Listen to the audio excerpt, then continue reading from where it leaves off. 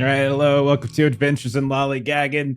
When I clicked the go stream button, there were more people on the stream, and then we did the little intro music, and now 2 are missing. So, Ruh-roh. that's how that works. You still have me, Jeff. What? And Who are you? You still have me. Who are you? Oh, we lost Long again.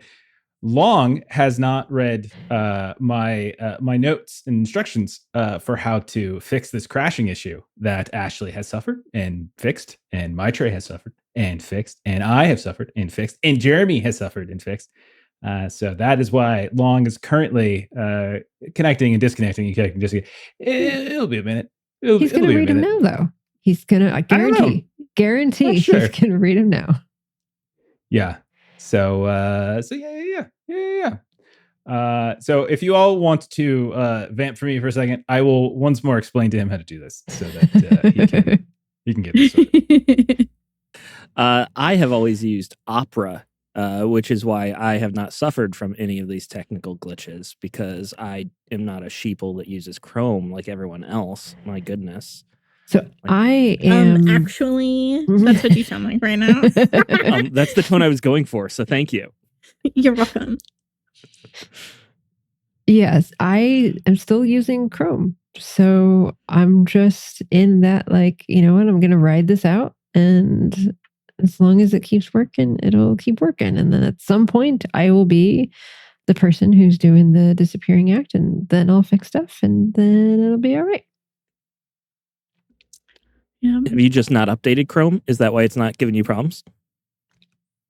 I don't know. I mean, I would say the answer to that, the implied answer to that is no. Chrome has not updated on my computer yet, and that's why I'm not having issues. But who knows? Well, let's start taking bets. Who's going to make it back first, Maitreyi or Long? I would say Maitreyi, we can because make a prediction.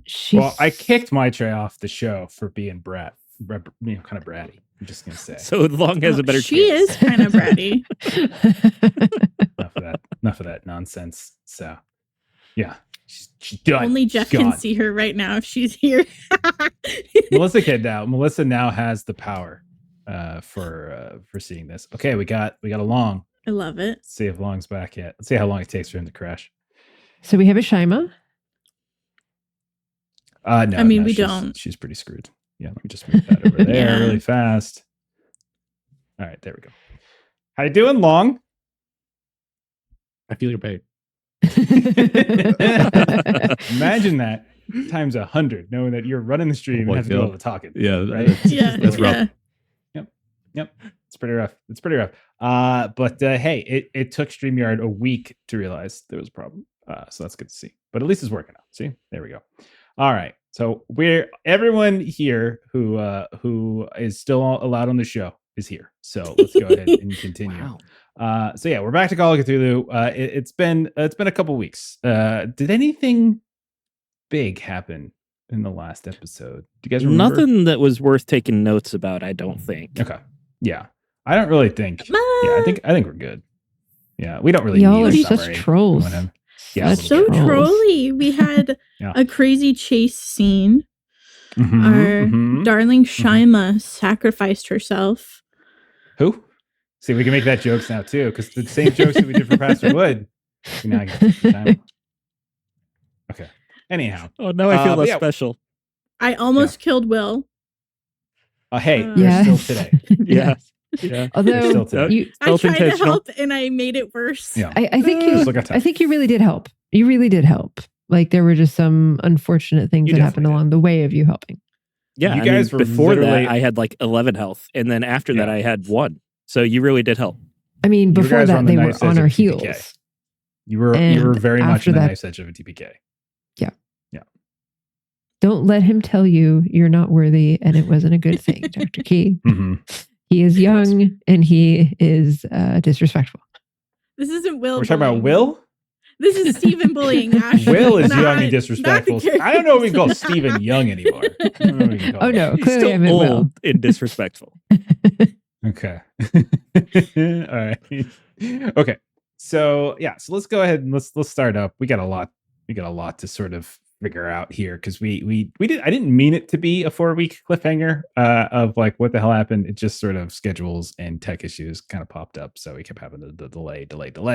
But last time around, you all had you found George Ayres, the professor from UCLA, who was involved in the Ramon Echeverria cult. Not Rene Echeverria. He was like a producer on DS9.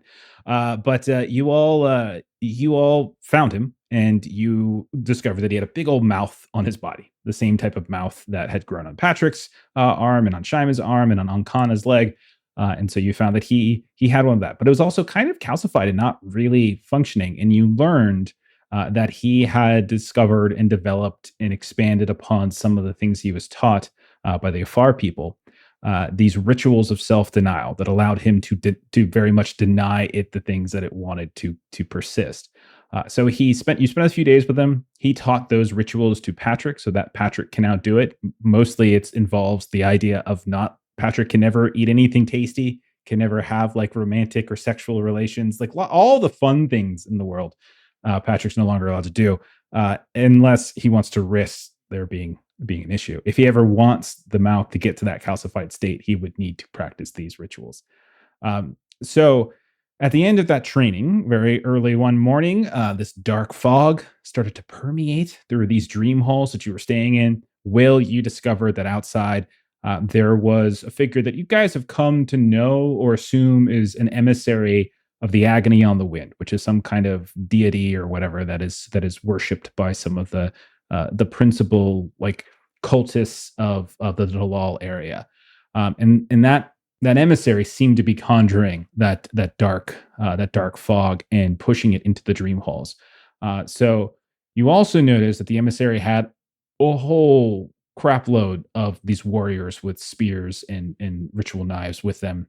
And we're looking for a way into the halls. We're kind of covering the exits. And so you all found a way to sneak out so you didn't have to get slaughtered in the halls. And so you did get out, which is great. But however, as you were trying to escape notice completely, they did catch sight of you. And that's when the chase that Ashley mentioned ensued. Lots of different things were happening. You could see the earth was like from some of the buttes and the cliffs nearby were falling down on top of you. At one point, there was a volcanic disturbance as the emissary did something and the earth kind of started to tremble. And then all of a sudden, this gas and volcanic spouts came up. And then obviously, the warriors themselves were chasing you down. And at one point, Shyma turned around to try to slow them down, got quickly surrounded. And the last we saw of her, I think it was Bev, I believe, was the last we saw, that she was effectively stabbed probably 2 dozen times and left for dead. So it allowed you all to get a bit of a lead, which was good in the chase. But there was a lot of storm and ash and stuff like that you were dealing with. Jerome, your Afar guide, he led you to a hiding place. And so everyone but Will was able to get to that hiding place. Will was injured, was struggling to get through that volcanic field. And he tried to hide amongst this little avalanche that Bev had kind of started on this ridge as you guys were running away. And so he hid as best he could. The warriors, the emissary, came up, were just looking around. And it seems as though Will hid well enough as they did not find him. And so those figures kept moving. They did not discover Jerome and all the others hiding. And then they continued and they passed you by. So that is what happened last time. So let us go ahead and let's pick up in the we'll say in the aftermath of that. We'll say, get a little music going. All right, let's try this again. All right, so we'll say we're starting up in the aftermath of that. I'm gonna say time has passed. My time, I'm gonna say maybe. Will, we're gonna start with you. You have been laying in this debris. The ridge has fallen, and you have broken through this level of salt and fallen even 3 or 4 extra meters down. There are pools of those like kind of acidic pools that we've talked about before nearby. The entire depression that you're in smells like hideous of sulfur, and you have rocks and debris on top of you, but you've found a way to kind of tuck yourself into this little alcove and then let the debris hide you. and you've been here for maybe an hour, and you've heard at this point no signs of people moving about, no voices, anything like that. What does Will do? Will is completely exhausted and beaten down. He started last session at pretty much full health, and now he's at 1 hit point.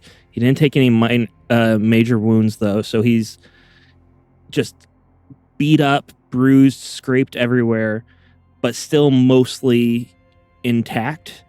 And after, like you said, an hour, probably waiting a few more minutes, because he'd probably be scared to even come out after what happened. There were so many people, but when he finally gets the nerve to dig himself out, it would be like pushing a single rock out of the way so that he can look and watch, spend a few more minutes that way, and then finally pull himself out a little bit more and just try to get his bearings. He remembered sort of which way he was facing when he went in, but then in the chaos of the chase, knowing which way was back, which way the rest of the group would go, he would just try to like look around at like the immediate area and try to figure out if there are tracks of people, like the group of men who were chasing us that went past, or where they came from, or anything like that. Okay, you can do survival test, you can do spot hidden. I'll take either of those things. Or track even. My track is 40. Let's go with that. Okay, go for it, man. 93. Okay. Would you like to push it, or would you like to spend 53 points? No, I don't want to push right now, and I don't have 50 points of luck, so that's a fail. Okay. So I'm going to say, as you start clambering out and looking around, it is the sun is very high in the sky. You would imagine it's probably afternoon. The sun is beating down on you in ways that's very oppressive.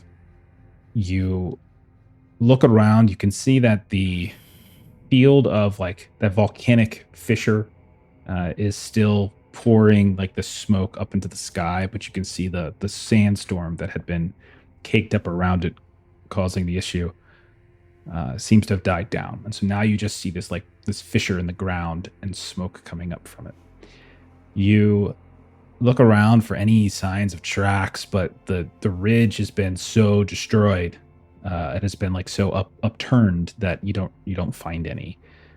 You remember the way back to the dream halls, and you probably spotted the vague direction of where everyone went, but you don't know for sure where they went. In terms of like enemies, it's hard to say, but there's like a lot of smoke in the air, and it's hard to breathe, and maybe kind of burning at your eyes a little bit. I know that Jerome was leading the rest of the group. I also know that I am not nearly as proficient at navigating the desert as Jerome, so I think I would probably start heading back and backpedal a bit, because I remember very clearly Beverly yelling out that they killed Shyma. Okay. And I was brought on to try and help protect these people, and if there is any chance of helping Shyma, I should go back and try to do so. Okay. So I would just try to stumble my way back and see if I can figure out where it happened, that kind of thing. Not under the time pressure of someone chasing you. It's a little bit easier for you now. And with the sandstorm having died down, it's just the smoke you're dealing with. It's a lot easier for you to navigate. And so we see Will climb out and begin working back in the direction of the dream halls, looking for where Shyma went down. Okay, we're going to cut then to this dark. It's very dark.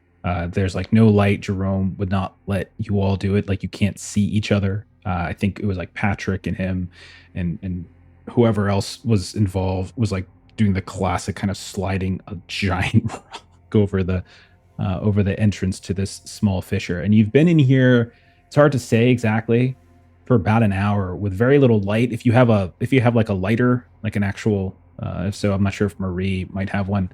I think Patrick might have one too. Maybe once or twice you do like a little Zippo thing and see each other. But other than that, no light. I need Bev to make a sanity roll.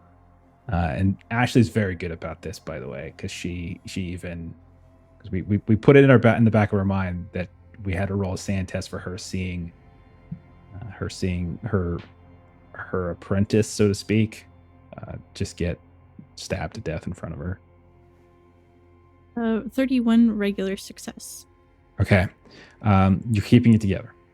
It is not the first time, unfortunately. I don't even say it as a joke that such a tragedy is befallen. There might be some numbness maybe to it, but you're keeping I it think she intact. might be in shock then, more than Okay. anything at this point. I like it. Yeah. Just the numbness of it all. You don't even know for sure that she's dead, but you kind of know, Yeah. It's one of those things. What are the three of you doing? Marie, Patrick, or Bev in this moment? After about an hour or so has passed.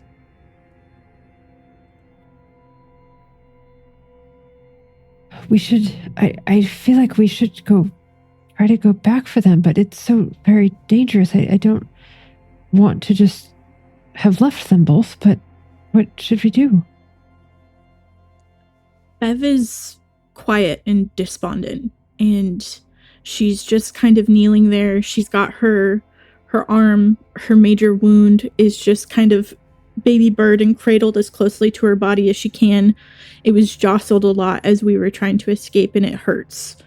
And she's just kind of crying, and you can't tell if it's just because of the wound or if it's because of her murmurings of Shyma was stabbed, Shyma's dead.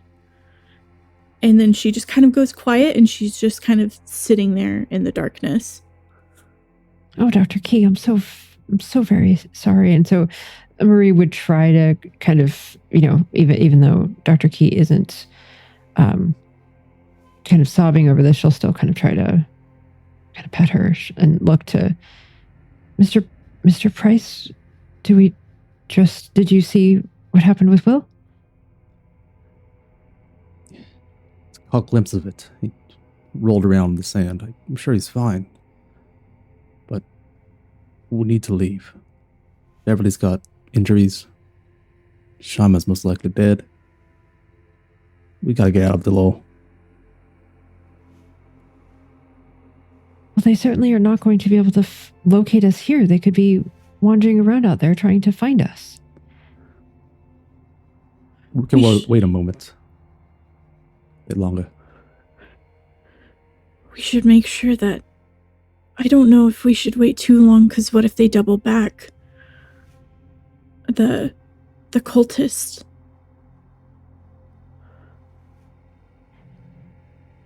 No, that's a good point.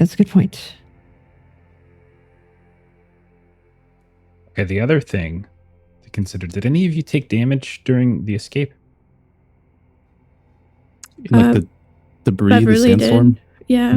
Is your ration? Because don't forget that you could do I think it's first aid.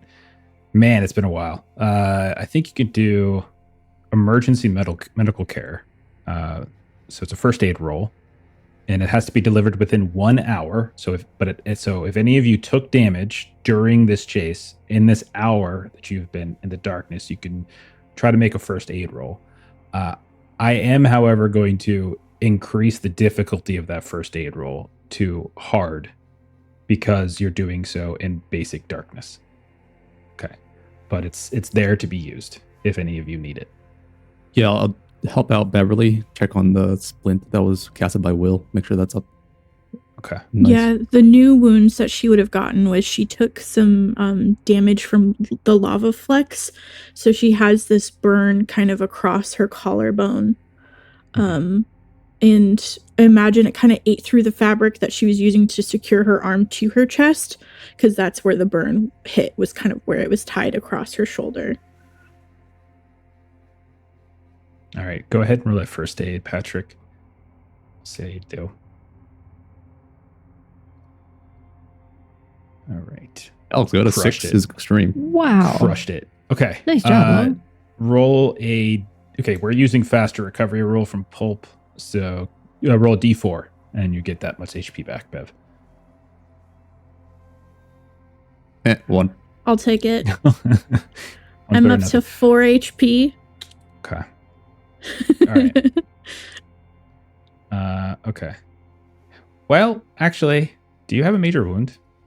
I do. I don't know if I can Yeah, that's a roll good point. for the new injury. Because I was at 6 prior to running through this area. I can't remember. It's been a while since we played. So go ahead and take. It's only 1 point, so take the 1 point. It's fine. Okay. All right. So you guys, anybody else doing that patching up before you? Patrick, do Then you need any Free HP? out? Oh no, I'm fine. Okay. Okay. And then Marie, you were good, right? Yeah, I'm fine. Okay. Thank you, though. You're the one we're most worried about. That's here, at least. Jerome, are you okay? And he looks at you, and like as you hold the lighter up, he says, "I am fine." Very glad for He's got that. He's got some blisters and some cuts. You can tell from running through the field, but otherwise he seems to be okay. Okay, so then you guys carefully move this boulder, this giant rock, this thing that you're using to obscure your hiding place out of the way, and you brave out into the sunlight, which immediately hits you, and you can feel the ever oppressive heat just bearing down on you. It's probably afternoon time, and there is smoke in the air, but from where you guys are, you guys advanced much further than Will did, and it's a little bit thinner where you're at, but you can definitely smell smoke on the air.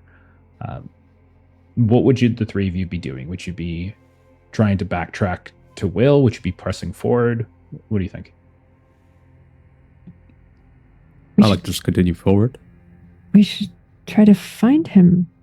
No? Or just know that we'll be going backward and he'll be going backward and we'll find a place to meet up at some point along the way. Isn't heading towards where Will was kind of the way we need to go anyways to head back?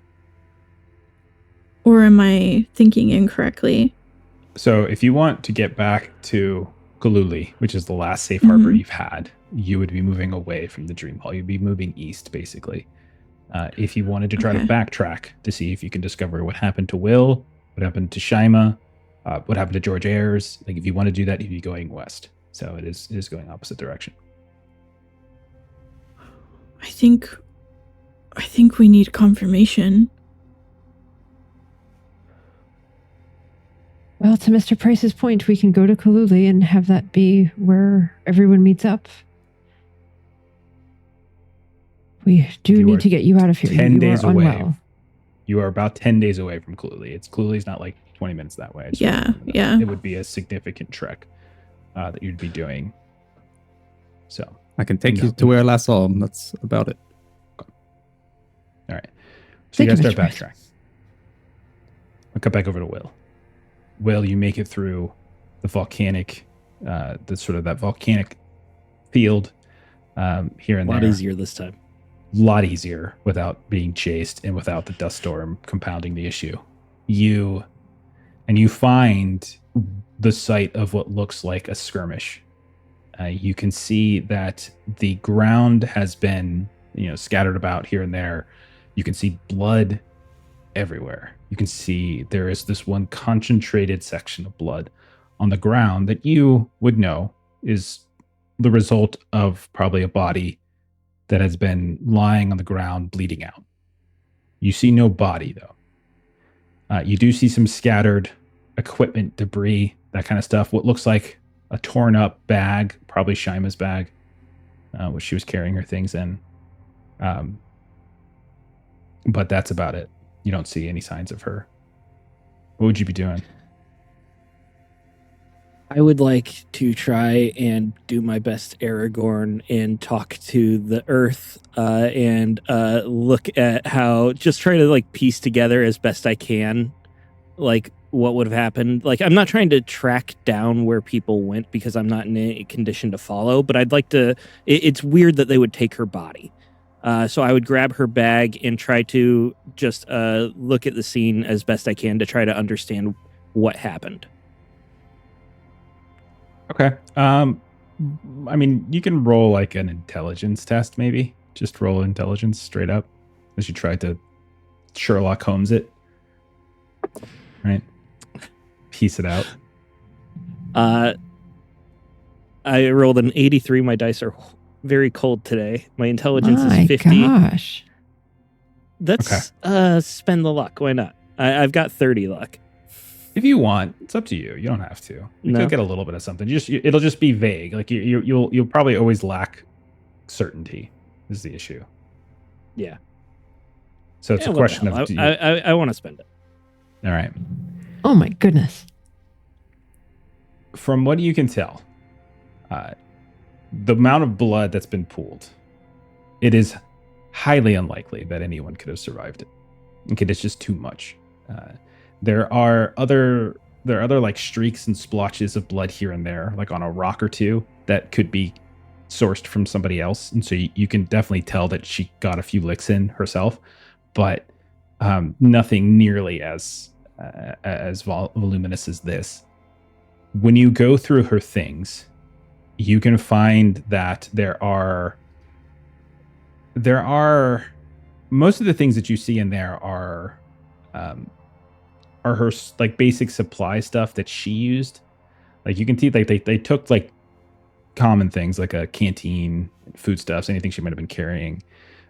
But you can tell like if she had like a journal or if she had anything like that, that's been like torn open and kind of let, and you can see pages kind of flapping around. However, what you do notice is that fancy stone that she had been, that every now and then you would see her pull out and put on her lap and sort of figure it out and try to understand what it is. And she like even mentioned it to George Ayers and all that kind of stuff. That is missing. You think they took her. You don't know why, but they definitely took her. You see no signs of like bloody footprints moving away from here. Like she somehow survived. They definitely picked her up, and there are some drag marks to see like they dragged her at first and then eventually kind of probably picked her up and like threw her over a shoulder or something like that. I would gather her things as best I can, gather whatever pages haven't been blown away by the wind, just shove them in between the cover that's been ripped, put it into the bag. Thing, like you do catch like on like the sprig of like a little desert bush nearby, you see like a handkerchief. You grab it, it's got a couple streaks of blood in it, and you can see it's embroidered, it has the embroidered like FK on it. And like that's like the only real signifier that you see. But you look around and you cannot find that stone. FK, Frank Kearns. I put that probably in my pocket rather than back into her bag, and gather her things as best I can. Kind of just spend a couple moments watching the horizon, looking for any sort of movement, getting my bearings, and then start walking east. Okay. And we'll say 20 minutes, maybe 40 minutes later, something like that, you see a group of people that are walking towards you, and you can see the familiar faces of Jerome and Patrick and Bev and Marie. You see no signs of Shyma. You can see Bev is laboring a bit. You can see her shoulder seems to be an issue. Patrick and Marie seem to be okay. Jerome seems okay. But they are moving. And all of you are now together. We'll say you are near where Will fell down that sort of landslide that Bev triggered. So you're kind of near that spot, and that's where you kind of pick up and you see each other. I think Will would start walking a little bit slower at that point, both from the exhaustion, but also to delay the conversation that is going to happen. Hey there, kid. Good to see you survived. Yeah. I fell down one of those fissures and pulled some rocks and sand over me, and was lucky enough they just kept going past. My hand just kind of like falls down to Shyma's bag that's over my shoulder. I slowly unloop it and just without a word kind of hold it out towards Bev. And she takes it, like you with her good arm, and she just kind of takes in this really shuddering breath, and then she takes this burden and adds it to what she's already carrying, and just kind of holds it.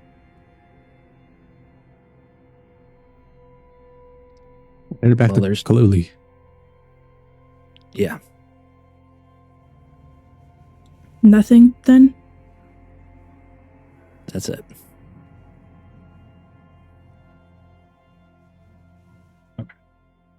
So you guys want to press on? You can get some travel done. All right. I am not particularly interested in doing the return trip in the same fashion that we've done before, because I do feel like that Makes sense. is never as interesting as the trip there. However, I don't want to minimize the absolute terrible conditions that you are in the heat in the desert. So I'm going to ask for just a single roll from you all, and this is going to determine effectively whether or not you arrive in Cthulhu with a major wound, or that's signified from the heat and the travel, or whether you arrive in Cthulhu unscathed. I'm going to require a hard Constitution test to pass.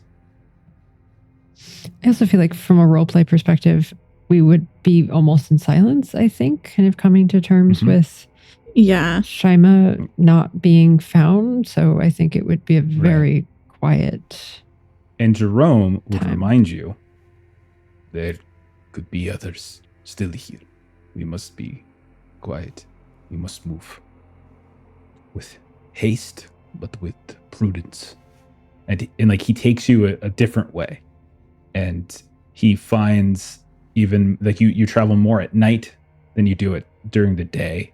And he finds places to hide you. So it's more his awareness of the fact that like you guys didn't take any of them out as far as you know. Like maybe Shyma did, maybe she didn't. It's hard to say for sure, but there was still a good chunk of them that passed by when you guys went into your hiding place. Each of these days, I would still practice my ritual. I would be gathering that rage that I've felt over the events that's happened and try and quell that as best I could. I like it. Okay. I rolled pretty poorly. A 77. I will spend 37 luck to make it hard. Okay. I do not have the luck to make my push into a roll? hard success. Mm-hmm. Huh? So You didn't roll for luck last time? I did. I got to 21. Remember, I was at 0. I spent it all. Oh, to get to a hard success. Sorry, I was misreading it. I see what you mean. I was like, oh, you're only 14 away. But yeah. No, that's just a pass regular. Yeah. Okay. Unfortunately. For you, since you are sitting on a major wound already, I'm going to say reduce yourself to 1 HP. You're at 4, so just reduce yourself down to 1 HP. It's just going to take you longer to recuperate. All right. Patrick spent his luck, so Patrick, you spend the travel and this like attempt at meditative state. Like in some ways it's helping, in some ways it's not. There are times in which like the mouth will yearn, like whenever you guys are eating, you can tell like it becomes more animate. There are times in which you're hiding in the darkness where it gets loud. But over time, like you're noticing little by little, there's like these meditative steps are definitely irritating it. And you can see that even on the lips, it's getting sickly. It's not calcified. It's going to take time for that to happen. But you can definitely tell that your commitment to this meditation over the course of these 10 days or so of travel definitely seems to be affecting it. Much as all of your travel companions have like their lips are parched and cracked, its lips start to see parched and cracked as well. And there's not as much moisture that you see dripping down from its maw. How did you do, Marie?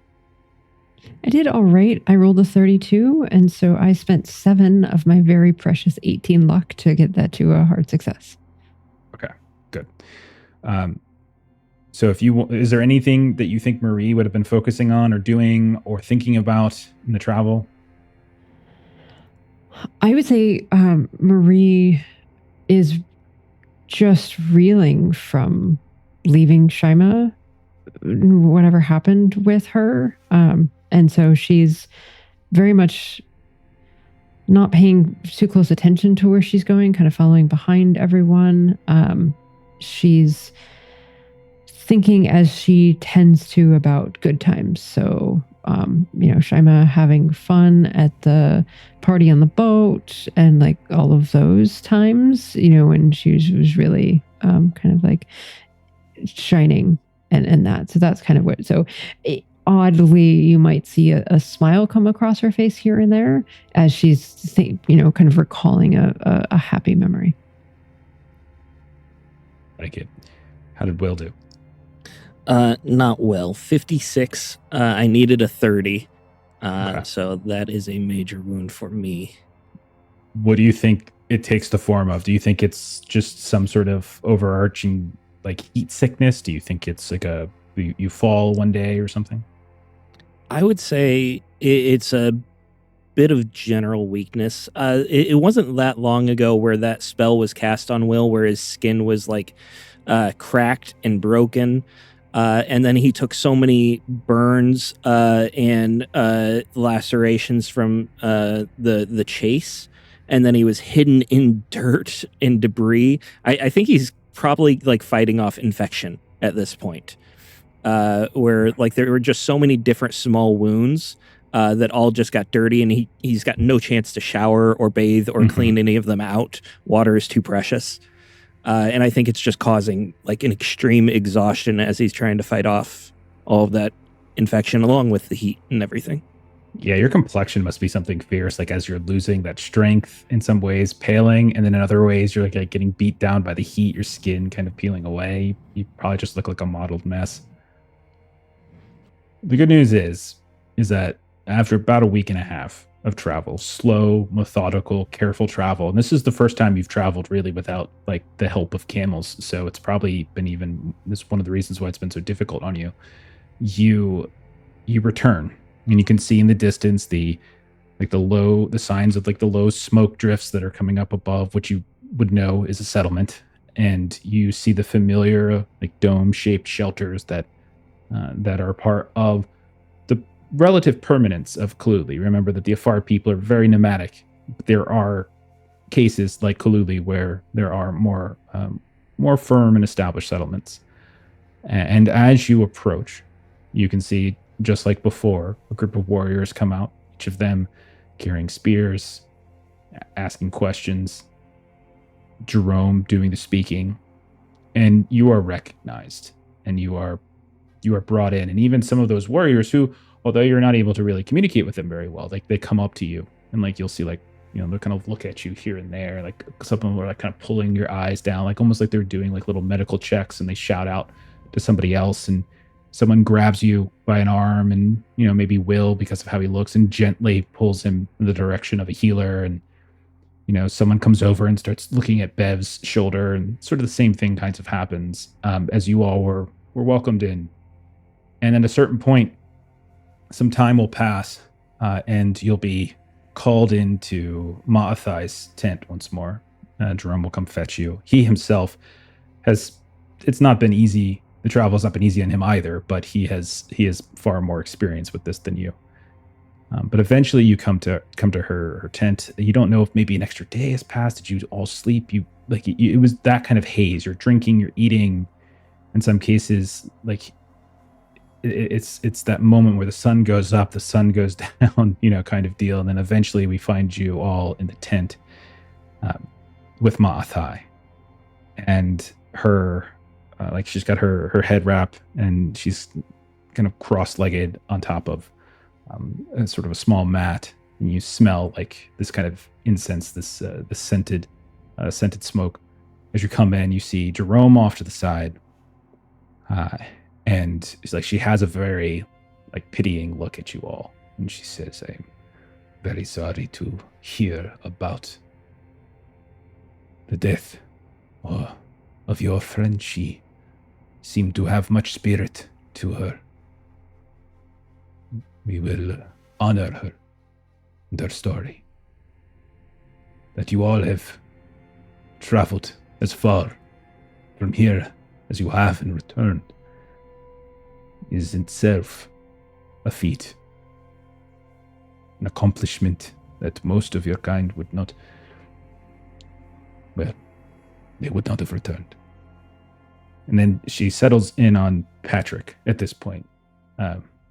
Patrick, do you think you're wrapping the arm still, or like the mouth still? Are you continuing to do like the wraps that you've been doing?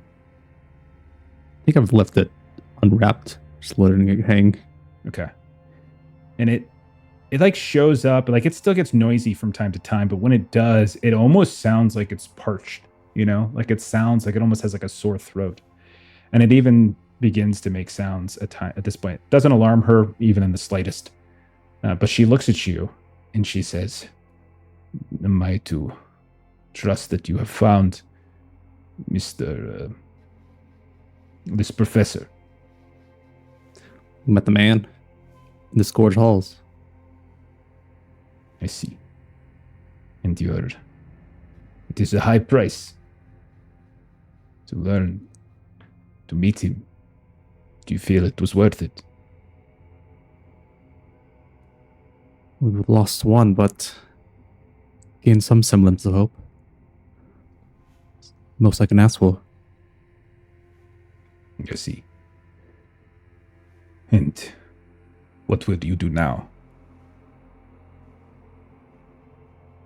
We want to get out of here. I see.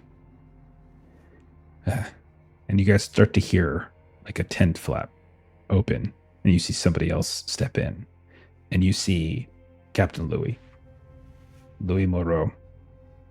However, you can see that he has many wounds, and he is limping. You can see his arm is in a sling. You can see his face has some sort of terrible scar and like this crude stitching along the side. His beautiful mustache is still intact, however, and his uniform is still there, but it's patched, and you can see there's stains as he comes in, and it's only him that comes in, and he looks around and he kind of takes stock of all that is there, and like he nods to Maitreyi, and then he takes a seat. Your friend, both of them returned. They were not in good states. We have done our best for him. And like Captain Louis is like, thank you very much. I feel much better. And he starts counting. Shyma is not with you. No, she helped ensure our escape. She always was so brave. Jean would be very, very sad to hear this. He had grown an affection for her, it seems. He has returned to Djibouti. He should be there soon, I would hope. What of Pierre? I guess he gets kind of a dark look. We were unable to retrieve him. He was in fact being kept at Iron Point, as we suspected. But there were too many. We attempted to infiltrate and rescue him. But we were discovered. Then the Italians put him onto a transport to take him further to Mersa Fatma. We tried to once more intercept it, but we were perhaps overzealous and overestimated our abilities. I suffered, and he kind of like looks at his body here and there, and you can tell like his leg is wrapped up, his arm's in a sling, like he's got all these different injuries. And they got away. Suffice to say. I was unable to travel when we returned. Maitreyi and the others said that you had not returned. We grew worried. I sent Jean with a caravan southward so that he could make contact with the Legion and they could begin diplomatic channels to recover Pierre. I remained behind, partly because my injuries were too severe to travel and would only hamper Jean in his movements. But also, I made a agreement to help you. And it is an agreement I still intend to honor. I am sorry that we did not go with you to rescue Pierre. I am sorry that we did not go with you to wherever it is, this place to the west. Perhaps if we would have all joined our forces, Pierre would be with us, Shyma would be with us.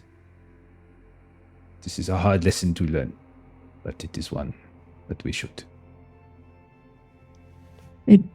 I hope it's worth the cost, but Mr. Price did learn what he needed to, and hopefully that will help in the future. That isn't He looks worth over at Shyma.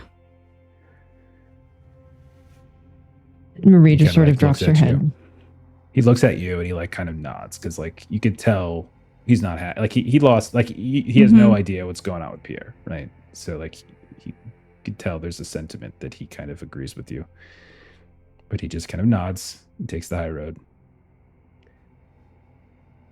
Now, what are your plans now? We do need to return, but some of us are wounded, and I don't know how much that would hamper travel back to Djibouti. We could, and he looks at Maitreyi and she kind of just nods. They have, the Afar here have been most receptive, very kind and welcoming. We could mend our wounds together for a time and then return. Or perhaps Jean will return even more quickly. Either way, you look terrible. And you guys do. Yeah, awful. and Bev normally would like laugh at that, but she doesn't. She's very deadpan. And my only concern is the attention that we have drawn from the cultists of Dalal. And I do not wish to bring that attention here to Cthulhu. Maitreyi speaks up and she says, I appreciate your concern, but we are capable of defending ourselves.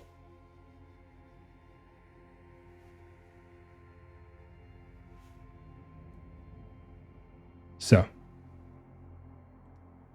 what are your plans? This is sort of out of character. We don't have to role play it. Like, what are your plans? What do you guys want to do? You guys want to just recover and then book it back to Djibouti? Yeah, I Yeah, think slight really recover, Yeah, slight the- resupply. how much Okay. longer we need. Because Bev, you have a major wound and you're down to 1 HP. Correct. Which by the time we've gotten back to Cthulhu, I should be able to do my first like con roll to see for You my are major in wound. Cthulhu. Yeah, you are Yeah. in Cthulhu Yeah. right now. Can you do that if you were traveling the whole time? If you weren't like resting during that Yeah, time? you have to be kind of like, the assumption is like you're kind of taking it Kind of easy. laughing. Yeah. Yeah, that's why I didn't, because I had like one more day I needed, so I didn't count until we got back into Cthulhu. Okay. So All right. All right. So let's just say that we see like the montage, sun goes up, sun goes down, sun goes up, sun goes down. We just see this like cycle of life begin to pervade. You guys are afforded various places to recuperate. You're able to speak with Jerome, Maitreyi, Captain Moreau as much as you like. But you're also able to finally get some rest, get some water, get some food, in whatever order that you want that in. And we'll say a week passes, and that'll allow Bev to get anyone with a major wound who needs to make a major wound can go ahead and make a contest. We get to the recover. bonus die for being complete rest in a comfortable environment. I would give you that for sure, because they'll be taken, you'll be getting taken care of. It looks What like about a bonus die for effective medical care? I would say Caregiver no to with the that. highest medicine. Okay. I would say no to that one though. If you would like them to make Had a to medicine ask. test, yeah, no, for sure. They have the highest medicine. Hang on, let me check my stats. A 40. And for Beverly, if you're in a poor environment and unable to take sufficient rest, after a week, you get a penalty die on the roll. I'm saying this is after a week of you staying. another in Cthulhu. The week.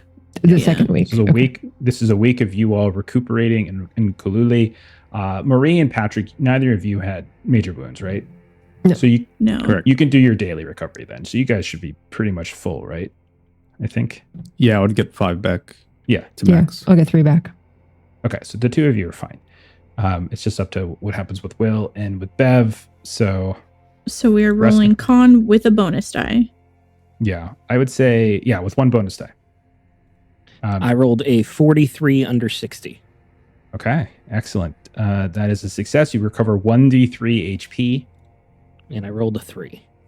Okay, if this would return you to half of your full HP total, you heal the major wound. I'm assuming it doesn't do that. No. Okay, so otherwise it still continues, and you have to wait another week before you could do more healing. What about you, Bev? So I got a hard success, 24 over 50. I can't spend luck to make it extreme, can I? You can. Yeah, there's no benefit to a hard success, but there is benefit to an extreme success. So if you can spend Okay. to get to an extreme, you could actually recover 2d3 hit points. Yeah, I'm going to do that. And the extreme heals the major wound as well, doesn't it? Ooh. Exactly. Yeah. Thank you. That Yeah. was I shouldn't have left that part out. Yeah. Yes. Okay. So All right. 2d3. So you guys just gonna leave Will now? Is this the only one slowing you down? I'm fine to travel. I mean, I'm still low on like actual HP, but without the major Moreau- wound, that's clutch. Moreau comes into your tent. You just gonna all of a sudden, like we just ban out. And we just hear a, and he comes out. It's not gonna be. It is. All right, we're good to go. a problem anymore. We are ready to go. All right. Okay.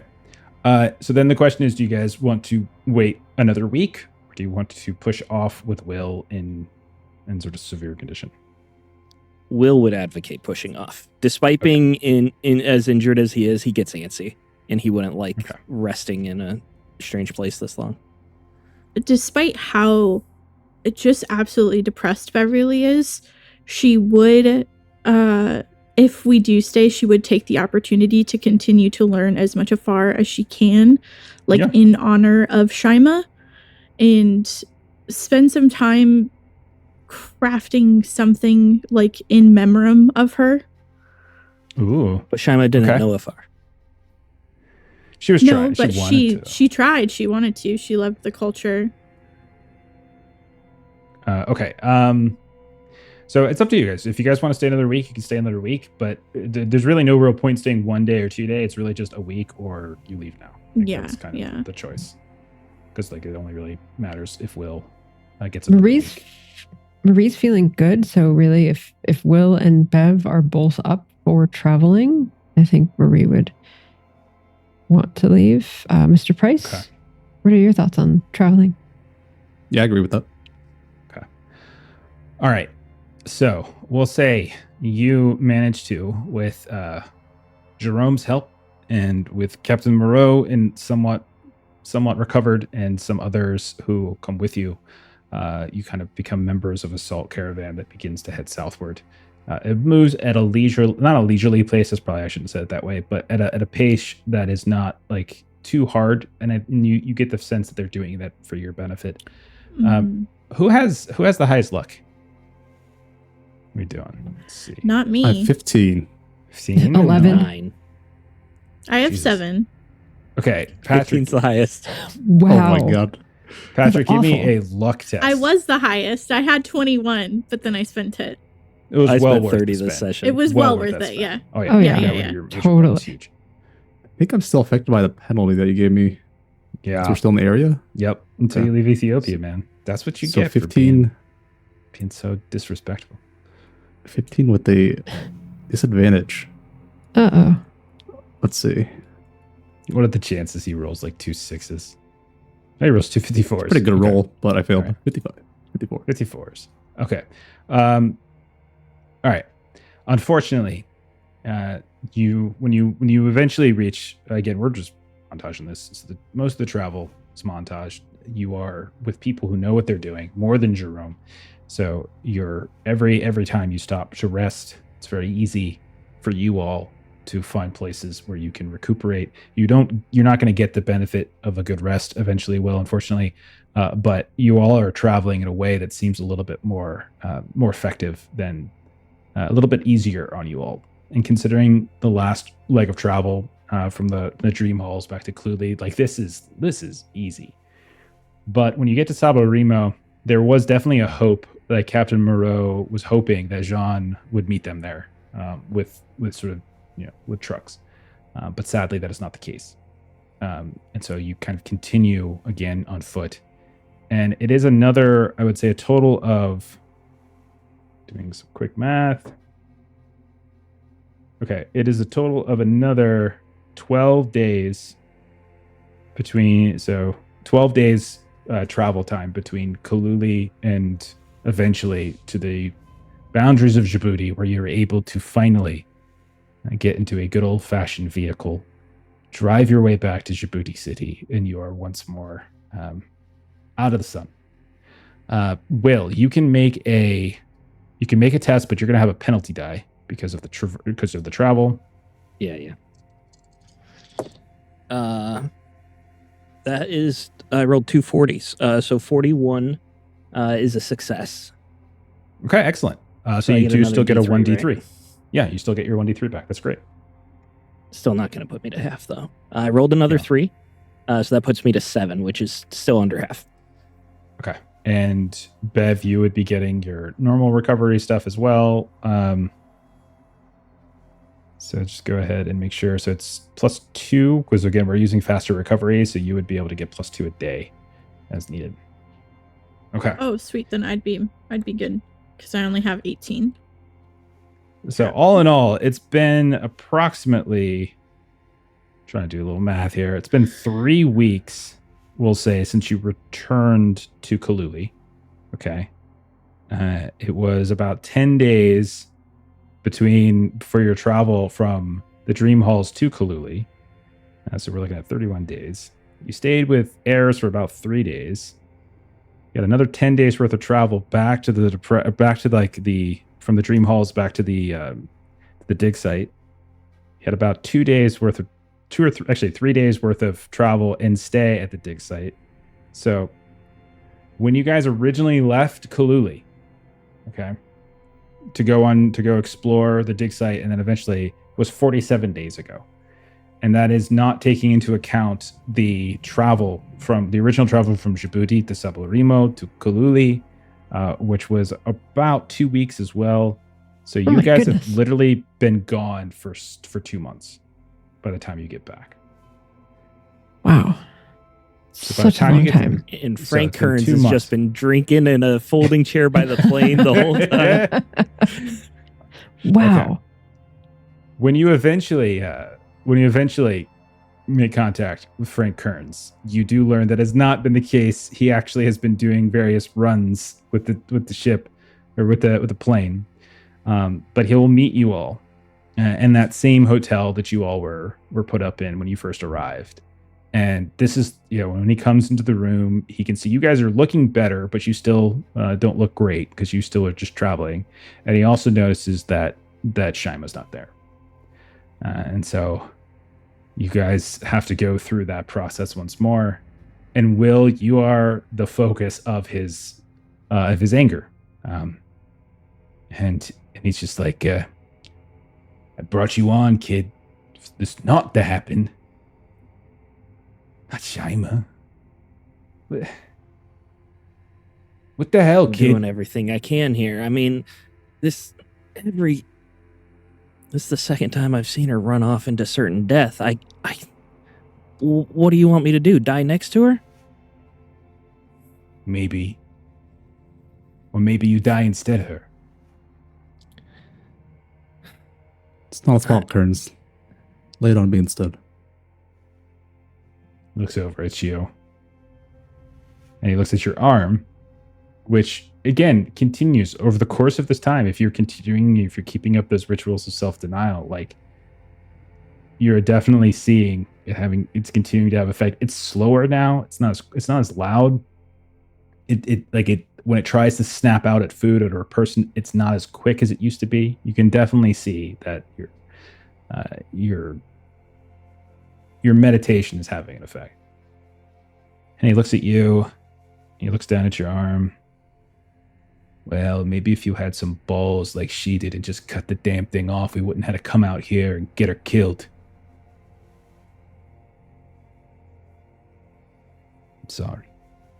Sorry, that was wrong of me. Anyhow, Miss Winston Rogers is going to want an update. So, if one of you would mind coming with me, we can send a telegram, make a call. Yeah, Come and with. Beverly will stand up. And he's like, once he sees both of you stand up, thank you, Dr. Key. And then kind of turns his back on Will, and you can tell he's kind of upset. Frank, I think this is yours. And I pull the handkerchief out of my pocket. I guess you loaned it to Shyma or something. I found it where she died. So he grabs it. He sees like the little embroidered FK on it. And he looks at the rest of you. It shouldn't have been her. It shouldn't have been. And he takes it and just kind of like tucks it inside of his pilot jacket. He kind of like pulls it open, tucks it into a pocket, snaps it back shut. You can tell it affected him. And then he moves for the door of probably the hotel room that you guys meet in. And then you and we'll say Dr. Key and him go and send an update. Do you all do anything else in Djibouti? Anything else in the Horn of Africa? Or are you looking to just get the hell out? I think looking to leave. I think we generally got what we came for, and we've already made decisions to not follow a couple things. So I think at this point it's getting back to relative safety. Fine with that. Yeah, Okay. Bev would be ready to go to face the firing squad that is Shyma's dad. Okay. So you all get back on the plane. We see the map of the world show up, Indiana Jones style. We see the red line begin to shift and move as you all make various stops along the way. Casablanca, of course. And eventually you all will say a couple weeks later, eventually touchdown in Arkham. We will say the date is, guys, eventually doing a little math, it's got to be like mid-June, we'll say. Oh Something my that. word. You left in March. I think about April, May, June. Yeah, 3 months. I might even be underselling it. It might even be longer, but we'll say mid-June. You guys all make it out, and you are back in Arkham. I will say, Will, if you want to make a couple, we'll say, I'll give you two more of those contests. Bonus for resting this time. Do I get the bonus die for resting? One. I'll give you one Okay. of those. Yeah. And the But I other won't one's flying a penalize the lot, other so. Yeah. Okay, so the bonus die did absolutely nothing to help me. And the other one you said penalty? No, just flat. Just flat. Just flat. Okay. That one is a success, 22. Okay, so you get another let me D3 get back. Right. That's another 3. Rolled 3 threes, which puts Okay. me to 10, which is exactly half. Did I need to be over half? I think it needs to just be half your HP. I didn't think it had to be more. Let me double check the wording. This Half or returning more to than half. half is page Yep, 120. you're good. Okay. Yep, you're all right. set, man. So that gets rid of it. So by the time you make it back to Arkham, your complexion has kind of leveled out a bit. The sunburns have begun to heal. The infection, like maybe you got some drugs or something in Djibouti from the Legionnaire doctors and such, and you were able to kind of start some sort of sequence there. And by the time you get back, you're feeling a lot better. All right. So with that in mind, let me go ahead and stop the desert music, because that wouldn't make sense anymore in old Arkham. I don't think I have any Arkham music though. I don't think I actually put this up. I wasn't sure if you're going to get back or not. So No but we're barbershop back. quartets for Patrick's. Where were you? Maybe I'll do some Magnus Archives music. We'll do that. I got Haunted in here, I think. Ooh. Okay, that'll do. It's a little spookier than I intend, but we're good. Okay. but we're pretty haunted, so I think it. I hate silence. It freaks me out. Okay, so let's give you guys a couple of rewards. Strangely enough, you do get a couple. You're gonna get 1d6 sand because you have learned the rituals of self-denial, and it is a method with which you can use to potentially harm some of these mouths. So all of you go ahead and take 1d6 sand recovery for that. Oh, I see a Nice. six. Roll a I full got a 6. There you go. 3 of us rolled 4s. That's crazy. Nice. I also rolled a 4. I'm up to 47 sand. And I will give 45? you one more d6 for gaining allies that are in the know, in the Guardians, with Maitreyi and Jerome. So you get a d6 for that. Unfortunately, that is 6. all you get. And Yeah. lots of other stuff kind of went down. All right. Still pretty good, though. I'm seeing some really good rolls here. Will just got like 10 sand back. I Yeah, I also went got from 49 10 to back. 59. Mhm. Went from 43 to 53. So you gave us 2d6 of sand? Two total. Yeah. 2d6 total. Yep. Holy. Oh my god, I got 10 back. He Big needed That is saves it. crazy. for Patrick. Wow. Let's say 10, Patrick 10, needed it. 10, and 5. I have Awesome. to be like more sand than I started somehow. It's crazy. Okay. So let's go ahead. We got to and kill say- Shyma more often. No. No. Wow. I'm You know she just can hear you, saying. right? You know she can hear you. This isn't being recorded. It'll be fine. Everyone will forget. I think a lot of people can hear There'll you. be no record All right. of this. Beverly will remember So- this.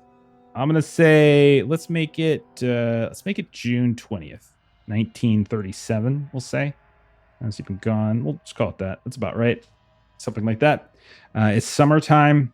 Summer has come to Arkham. It is a little bit of a humid kind of summer, as Arkham is near the ocean, northeast, etc. And definitely there's people, the richer folks of Arkham probably have left and are kind of up in the Hamptons or something like that, and or wherever it is that Arkham people go to have their summers. And you all have returned. Naturally, you'll have at some point a debrief with Janet Winston Rogers, but you all have time now to take up some tasks that you guys want to accomplish, like these personal tasks and things like that. I would also say that you can take this time to roll to see all the skills, your checks that you got your checks in. You can also roll for those to see if you improved anything. So personal investigator improvement. So you're welcome to do that right now as well. Keep track of the ones that you did improve. And we'll go from there. We'll do a little bookkeeping. And what Wasn't is this the game where we could click to roll all? Delta Green. No, was the that's one. Delta Green. Oh, dang it. And so do you want have to to pass do or fail One. now? I forget. Oh God, I always forget. It's been so long. You want to fail now because you want to pass in game, and you want to fail afterwards. And if you fail, you get a D10. to that Sweet. skill. I failed appraise. I don't even remember how long ago I used that. We haven't played in 4 weeks, so that's probably why. Okay.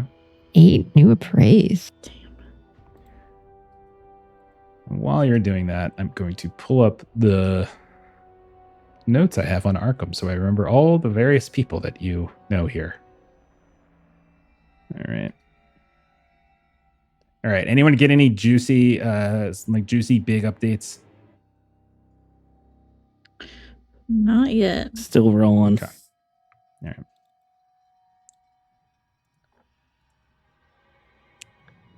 All right. I keep passing, gosh darn it. Spot hidden. Like, this is not when I want to roll a 4. This is not Ooh, the time for a 4. Failed my dodge. Okay. Will just crazy failed his survival desert with a crit fail 98. Wait, with this one, how much do we earn? Do we just get D10. D10. Get a D10 if you fail on this. You get nothing if you pass. All right. And Ooh, if any of you, added. and don't forget, if any of you increase a skill to 90 or above, let us know because that is a sand replenishment. Get some sand for that. For your I've rolled expertise. both a 4 and a Really 5 good. in this. I have succeeded Cool. on almost everything. You should stop doing that. You should try to fail some of those. I really should. I mean, my desert survival went up, so there's that. Mhm. I got a 10 on my listen. Holy. Look at you. Nice. Maybe My if ride you would have went from improved 5 that to sooner, 9. you'd still have a fiance. That's pretty good. That's pretty Oh good my joke. Come on. God. That's a pretty good joke. Come on. That was good. So good. So proud of that one. All right. Any other call outs we want to do before we move back into play? I failed everything else. My appraise went up and my desert survival went up, and everything else I succeeded with flying colors in my rolls. Nice. So you've learned disappointing. nothing. You've learned nothing from this trip. No. All right. No. Okay. I was so hot, my brain retained no addition of skills. I did along the way get my French up to 18. So that did That's very nice. happen. I probably learned some additional French in all of the months of travel back. Probably Possibly. got a little bit better. So many dice flying Okay. around the screen. Anybody else got anything I want to call out before we move on? Most of my big ones I didn't update. I got 2 more on first aid, putting me to 73. So I can Okay. stop someone from dying next time. Bev got some Nice. natural world back. Or improvement. Natural world. There's Okay. those 7 on the spot hidden. Ooh, That's that's very kind of a nice. useful skill. So yeah. There you go. Rolling a 97, Ashley. Getting that out of the way now. If you roll a 97 on listen, you get tinnitus. Oh. All right. I only got a Okay. 3. It's All right. something. It's a little I'll take something. it. Dang. Yeah. It's hard to fail your library use when you're at 87. All right. So while you guys are doing that, we'll say you return the flights back. I would say Frank certainly he softens a bit over the time. He's definitely not appreciative of the fact that Shyma, the youngest of you, Mhm. was sort of did not return. And then you can tell he's definitely angry with Will because Will was specifically brought on. And I'm not saying this to needle Steven, but that is genuinely why he brought you on. And you've shown some laissez-faire attitude at times when it comes to what you're supposed to be doing. And he seems to very much assume that that's the reason why that she has passed. He says before, like, as you guys are in the hangar and before you're departing, he does make sure he looks at you all, and like you guys are all gathered and getting your things and whatever you have left of your luggage. And he says, so you're gonna go see her father, or is Yeah. okay? Because after Pastor Wood, after he passed, didn't really seem like many of you were particularly enthused about going and notifying his family. And I understand that they were a little bit harder to find. But Mr. Oberon is a local, and he's going to want to know what happened. Yeah, he deserves it, and so did Pastor's family. And I will make sure I will talk with Miss Winston Rogers, and we will set up a meeting so we can obviously discuss next steps, your investigation, whether or not we want to bring anyone more in. To be honest, when I broached the conversation with Miss Winston Rogers, she was not enthused about the idea of bringing on more people just to die. So, you've been gone for a while. Go see your loved ones, your families, whoever it is that you got to see. You deserve that. And we'll talk in a few days. And you'll get, like, some of you had cars here. You can get to them. If some of you need taxis, you could take it. Like, you can find your travel out. So, what we'll do is we'll do some. Yeah, go ahead. Will would, hey, Bev, yeah, I know you're close with Shyma, and I'm not trying to interject or anything like that, but maybe you shouldn't be the one to talk to her dad with the whole professional reputation you've got. I mean, it's already ruined. It's up Schitt's Creek anyways. The worst that could happen is that he takes legal stuff against me, I guess. Yeah, don't get me wrong, I don't want to do it, but I'll talk to him if you want to stay out of the crosshairs. I feel like we should all go, but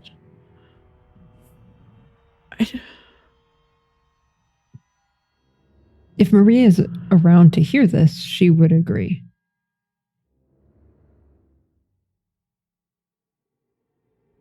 I've not got much going on, so I might as well come. All right, so this group of people are just going to bombard a father and tell him that. Okay. Okay. So we see the four of you smash cut to standing on the sidewalk outside of the address that you were able to get from Winston Rogers, or Bev, maybe you had it from your time being her professor. And there you are. There you see the door. Go up, knock, and all of you are there. Is Patrick brandishing the mouth on his arm, or have you wrapped it up? If it still looks freaky, it's best he probably doesn't see it. We would have. It's getting crustier and quieter, but it is still active. It's definitely still active. Okay. All right. So the door opens up, and you can see older man. Well, actually, not sure how old he would be. Shyma was 22, so he's probably 40s or 50s, I think. Brown-skinned man. You can see he's kind of tired. I'm not sure if any of you have met him before. The only way Beverly has seen him was he spoke at her trial, or was it just a letter? Just a letter. Just a letter. Okay, so then she hasn't met him in person. Roll luck test. Me? Yeah. Okay. Just to see whether he It's gonna fail. recognizes you. 7. Yeah. He's gonna. Yeah, 56. So he opens up the door, and you can tell he opens it up in a way that he was excited. Like he was like, anticipating something, and then he sees the four of you, and you can tell confusion crosses his face, and then his eyes settle on Bev. And you can see what was this momentary bit of hopefulness that maybe his daughter had returned is replaced by like a bit of anger and like apprehension. And he says, "What are you doing here?" Mr. Oberon, we are friends of Shyma. Could we come in and No. speak to you for a moment? She is not a friend of Shem. And he like points like this accusatory finger at Bev. And I was a friend of Shyma. Could we come in and speak with you? What is this regarding? Shyma. Mr. Oberon, may we please come inside? And like you can tell like he's starting to get nervous. There's this sort of look on his Mhm. face. And then he kind If you would prefer, I numbly leave. steps aside. So like night kind of numbly steps, and like now there's like a space to go in. Will would go in. Marie will go in. Let's get on in there. Okay. And So he Beverly will ask, if you would prefer I leave, I can leave, but and like he like as you say that he just kind of turns from you. Like he just sort of shakes his head, and like you could tell like he's probably piecing it together. yeah. Right. And like he'll lead you like to like maybe a dining table of some kind, and there's like maybe he has like some like a newspaper sprawled out that he was reading. Maybe you show up like in the morning, right? And so he's got like tea Yeah. or coffee out. And he kind of offers it to you all, at his hand kind of shaking as he starts to pour here and there. Where is my daughter? Mr. Oberon, we are part of a group that has been hired to research an ancient religion, which is why Dr. Key is here and why Shyma was hired as well. It was field research for her. We have just returned from the Horn of Africa from a research trip, and I'm very sorry, but Shyma passed away during the trip. You can see like he just immediate like rejection of that as the truth. No.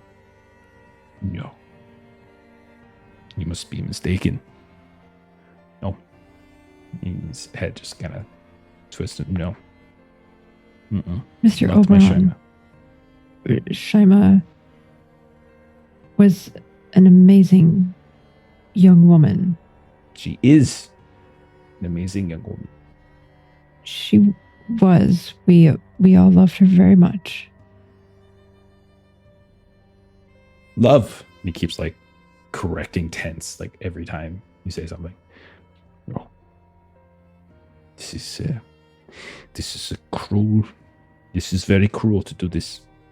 It's very cruel. All of you are so cruel. Mr. Oberon, I can promise you that this research was not... It was done in an effort to help people. There are lasting repercussions that were threatening to harm people here in Arkham and across the world. And Shyma was doing her best to help prevent these bad things from happening. And she also was doing her best to protect each of us. And I would go through Shyma's bag and pull out the journal with all the pages that are like crammed in there. There's a lot of unsavory things in here.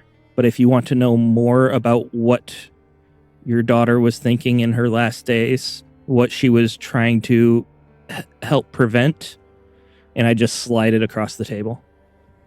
Like the bag was torn up fierce, right? And like the belongings fierce, like there was like things were ripped up, there was like flakes of bloodstained stuff. I'm sure you've done your best to clean it up, right? I'm sure you Beverly would have made sure it was clean up before. But anyone could look at this and tell like this has suffered something. And so like there's a violence that befell this. And he kind of like his hand reaches out. You can see his eyes begin to water a little bit. We were beset upon by a cult. We were outnumbered, and a cult. She is a college student. She is a college student. She's a wrestler. She is a librarian. Why are you having her beset upon by a cult? Why have you? What have you? Why? And they are modern practitioners of the religion that we were doing research on, and they have been threatening people across the world, and we were just trying to understand how to prevent the spread of their influence. But why? Why Shyma? She what? Because she was so intelligent and smart and capable. You can see his head's just like it's constantly in motion, like he's just not like sitting still, and he's like grabbing and almost like fidgeting somewhat with like you see these like workman's hands. You can tell like he's got scuffed fingers, and it's a man who has worked it in his life. Like Shyma is the academic, right? And like he's like grabbing this and sort of looking and pulling out a loose page and just looking at it, examining it for a second. It's clearly Shyma's handwriting, and then there's probably other odds and ends, like little belongings here and there, little things, nothing that we haven't perhaps called out. But why? But this is not the first time. And he kind of points at Bev right now, like you see this wave of like accusation comes. She nearly died before because of you. She lost her head because of you, and now she was gone because of you.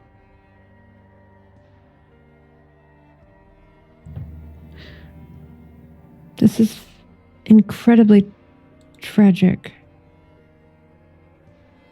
Please know that we will continue to try to solve the mysteries that she was trying to solve. No,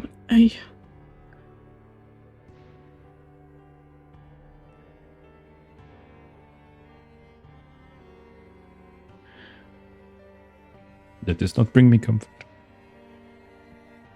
First my wife, and now my daughter. She went to school. She worked hard. She did the things that they said she could not.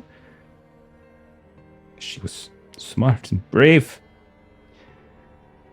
And we trusted her with you. And then he just kind of starts to break down a bit. You can tell, like, it's just this undulation of anger, sadness, accusation. Like, it's all very, like, raw as it starts pouring out. And, like, at a certain point, he just kind of, like, it all breaks through. And he just puts his head down. And his head just collapses onto the pile of journal pages. And he just kind of pulls it close. And you just hear him sobbing. And the question I guess I would have to the four of you is, what more do you want to do with him? Like, what more do you want to tell him? You don't have to role play the whole thing out. I'm just kind of curious, like, what more is your Will intention? would probably stand up at that point to give him space. Yeah, not much. Just letting him know that Shyma's pass is the most I'd give him.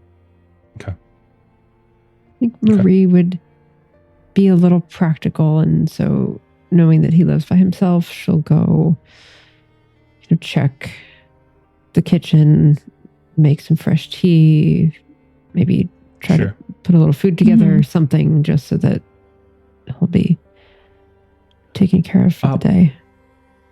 Roll a spot hidden test if you're going into the kitchen and gonna clean it up and moving some stuff around. Roll a spot hidden test if you like. Pass 61 under 72. You notice as you go into like a kitchen, there's probably like a little like probably like a counter nearby with a handful of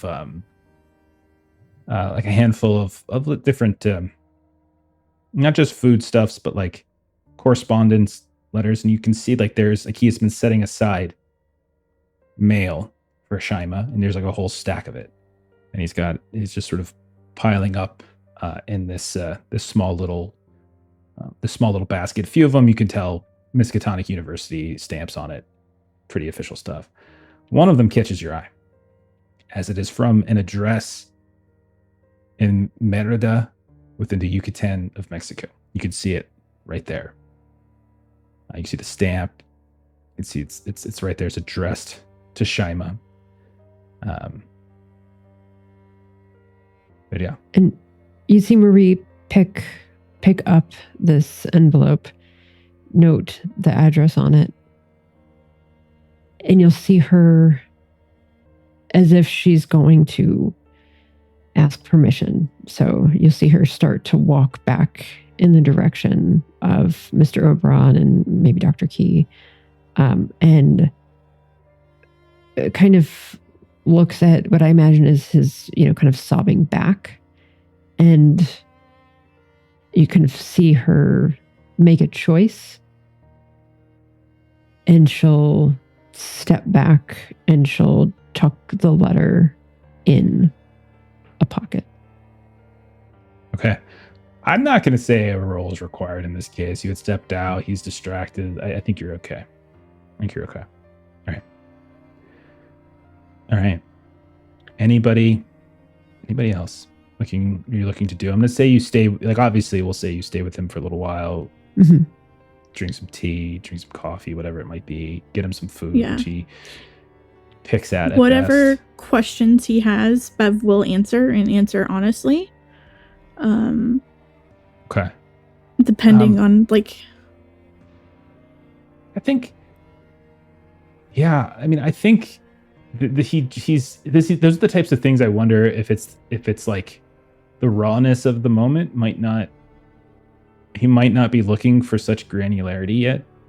That's why. So I presume he's not actually going to ask her too many questions other than like, how did this happen? Why? Right. But like, she'll just kind of take the brunt of all of his emotions. Like she'll just take it. Yeah.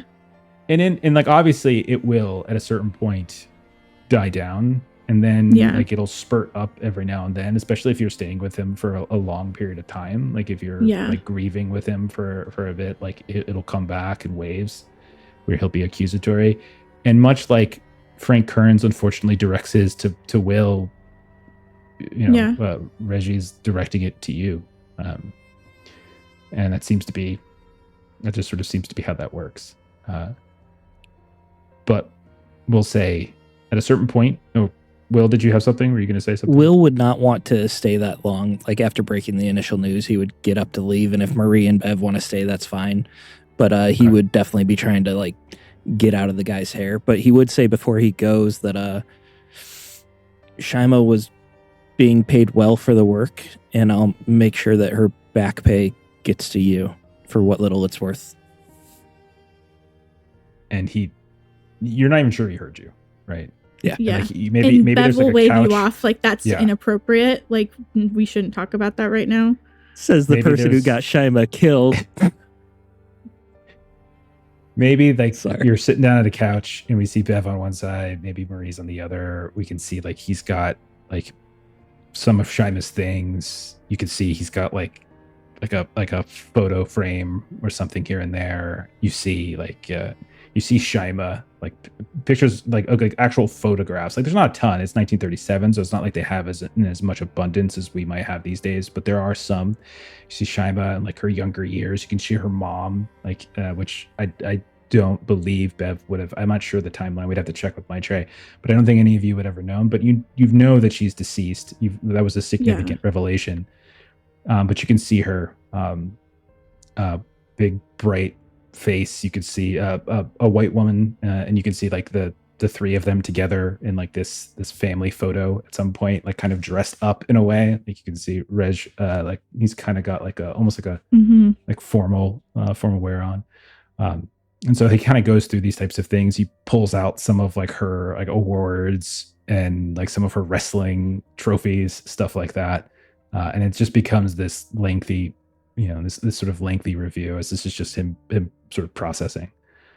But because of it, anyone who wants to slink out, so Will, if that's the case, if you want to leave this, you certainly could. Patrick, if you wanted to go. Yeah, with me Will. shortly after. Okay. Best I don't feel much emotion here. Boys are like you Absolutely. emotions. Yeah, absolutely. So you kind of keep your distance. And the two of you will say, Will, Patrick, you depart. Yeah. Conversation continues into the night with Bev, Marie. Patrick. Eventually, go ahead, Will. Sorry. As we're leaving, you okay, Patrick? That was pretty intense. Ready to come to terms on the trip back. Best I didn't Yeah. stay for longer. I don't know about you, but I could use a drink. You want to head down to the bar? Tempting me already. Well, Can no, hang I out with you, but just meant to, process, and, raise tribute. Have a toast to Shyma. I'll help you out, but no sips for me. No, of course. Yeah. Start walking to a bar. And we'll say that the two of you go to a bar, which is terrible for Patrick. Marie, Bev, you linger for a while. Eventually, Yeah. you can see Is there exhaustion any overtakes him. Family we can contact for you? Extended family.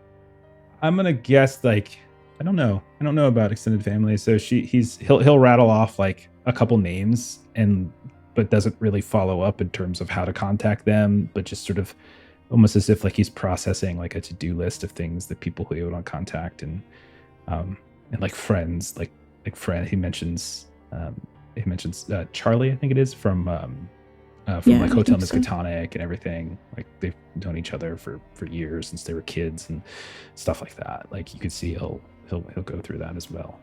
At a certain point though, we'll say like late into the night, like he's exhausted. Like you could tell that it is all sort of like it's gone through him, and he begins to you kind of help him as best you can to his bedroom where he can kind of fall asleep, and towards the latter half of the day, a lot of the anger, the ire that he faced towards Bev wears away. It's still there, but it's probably not the foremost concern.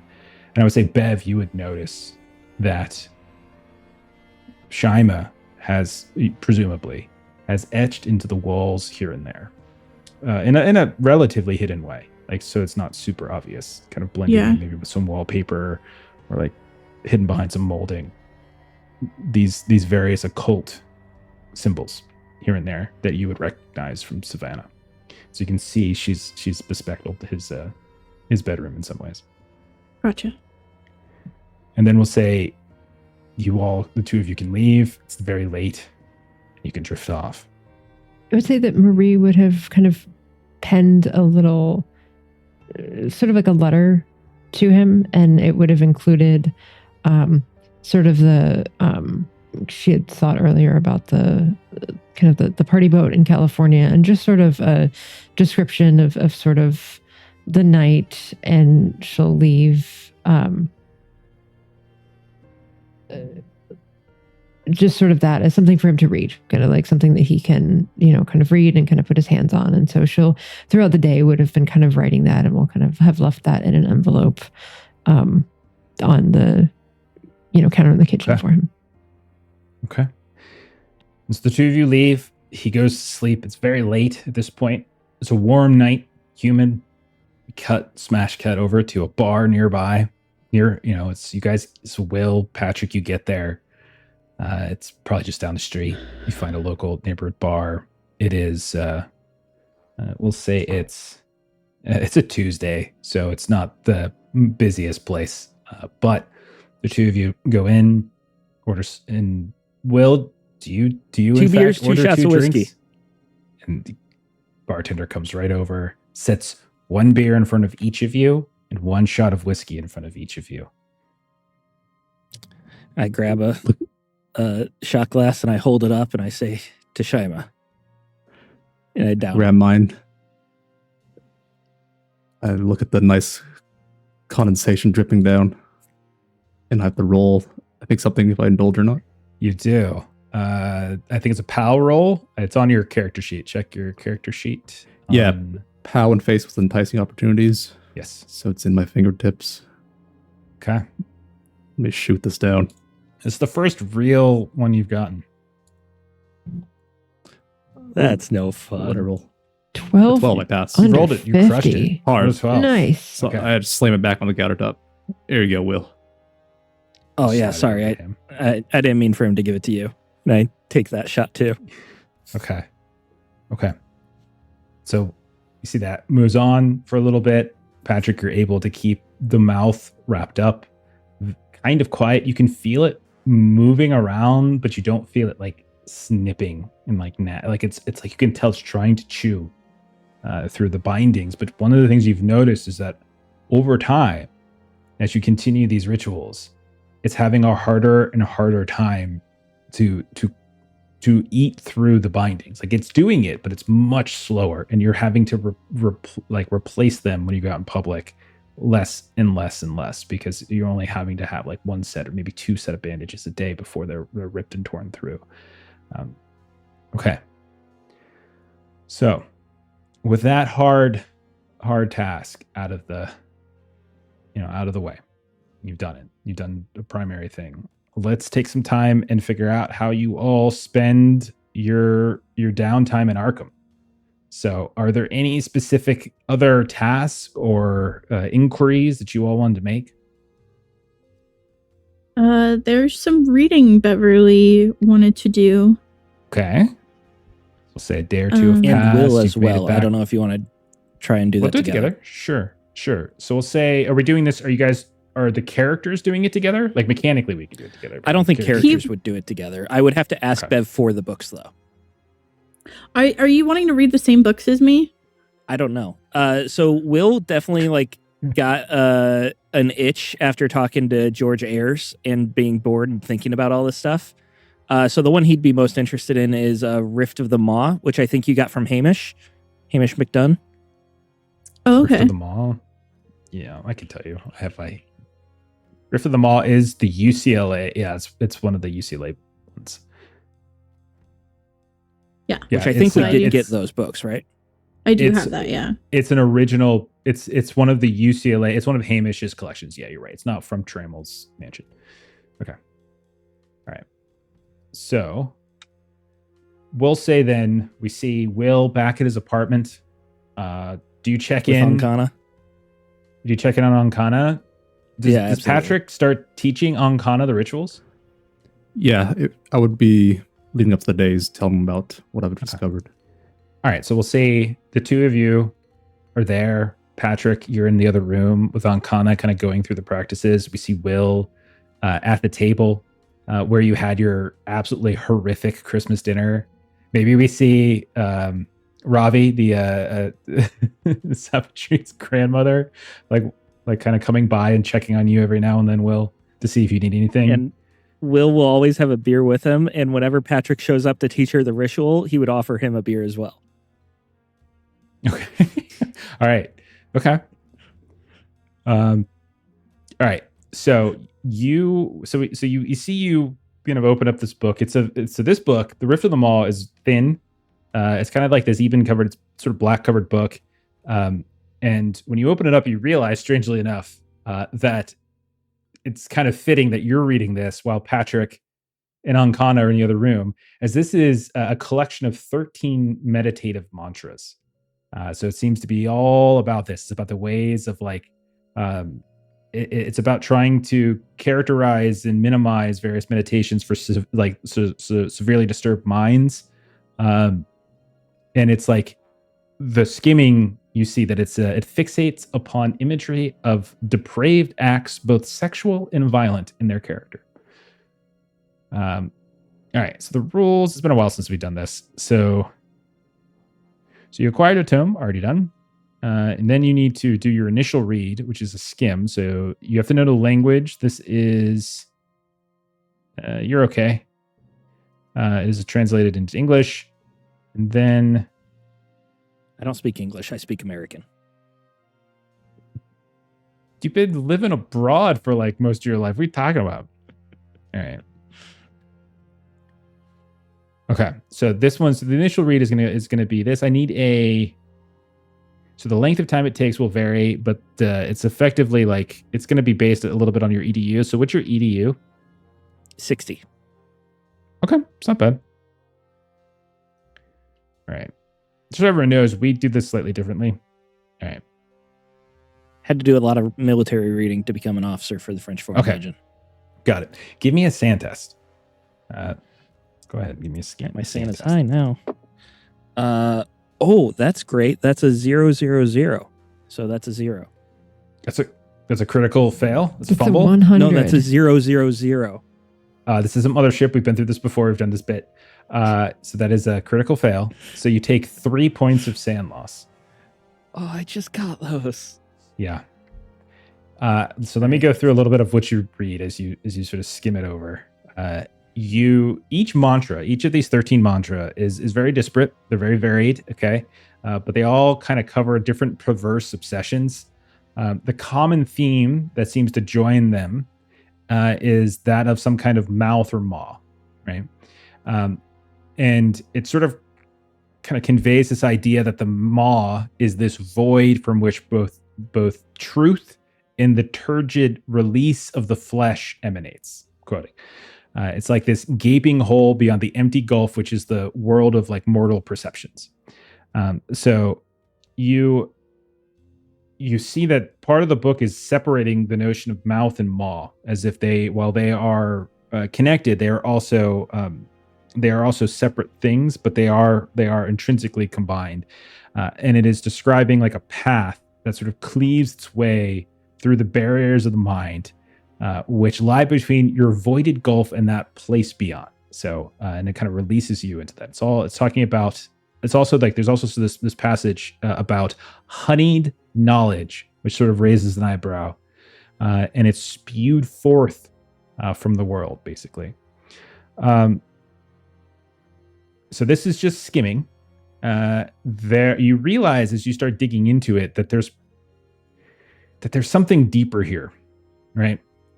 You realize very quickly as you start to see the different meditations themselves aren't as the most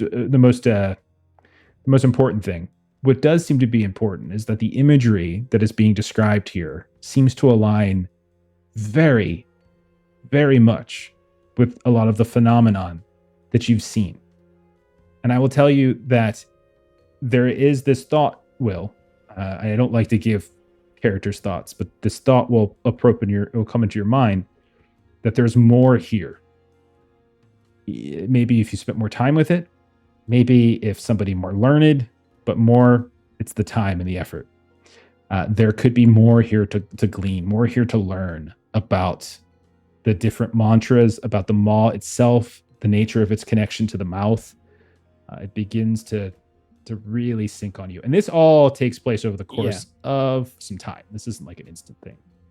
And maybe like throughout this whole time, because I failed my SAN so miserably, Will just kind of becomes very obsessed with this book. And like even with Ankana, he's constantly talking about it and like the various meditations and things like that. If she would have choose to, then she could share that with Patrick if it helps him at all, or even gives him anything to think about with the rituals. But I feel like Will would kind of be going overboard with this. Like he's never been one to get into a book, but with everything that's happening, he's starting to really get pulled into this conspiracy. So I'd say, again, skimming, is the idea. It's not just like you're flipping through it, but you're like your first initial read. Right. You're reading it, you're looking stuff up, but you realize if you do some additional research, there's probably more that you can pull into it. That initial read probably took like 5-6 days. If you poured like the pouring over would probably be about a month of time to really I suppose it depends on like how long we take to rest, but Will would do that next. Like, Okay. that would definitely be a plan. I like it. Okay, so we'll come back to that in a bit. Bev, which one of these tomes books are you interested in digging into? The 12 volumes of The Rise of Glaki. Glaki. Hey, I almost Glaki. died for those, You did. and I'm trying to sell them. Well, Okay. now they're important. It's been brought up a couple times now. So these are, I think these are the ones from Savitri's. Her Library, library, correct? yeah. Okay. Yep. Yeah. That blade came out of the floor and stabbed me in the leg as I was stealing them. All right. So these books. So are you back at your dad's house? Yeah. Okay. So you're doing this. You're researching and reading there, or do you spend time? Do we say you go to the Miskatonic Library, to the Orn Library, is what it's called? Yeah, no, I think she'd first read them at home. Okay. Because eventually, like, Will does want to sell them to the library, Okay. but Okay. All right. Give me a sand test as you start digging. But into I it. don't want to sell them. But So while you're I'm doing a that, hoarder. there are 12 books. They're all volumes. They're 19th century. You're pretty sure. Yeah. They are not matching. Like the leather is mismatching. Some have very tarnished brass clasps, and the others have like this fraying threadwork. Some you can tell have been read and handled a little bit more vigorously than others. Some of the pages are brittle and even uneven, and you can see that there's all sorts of stains in many of the pages, moisture, mildew, those types of things.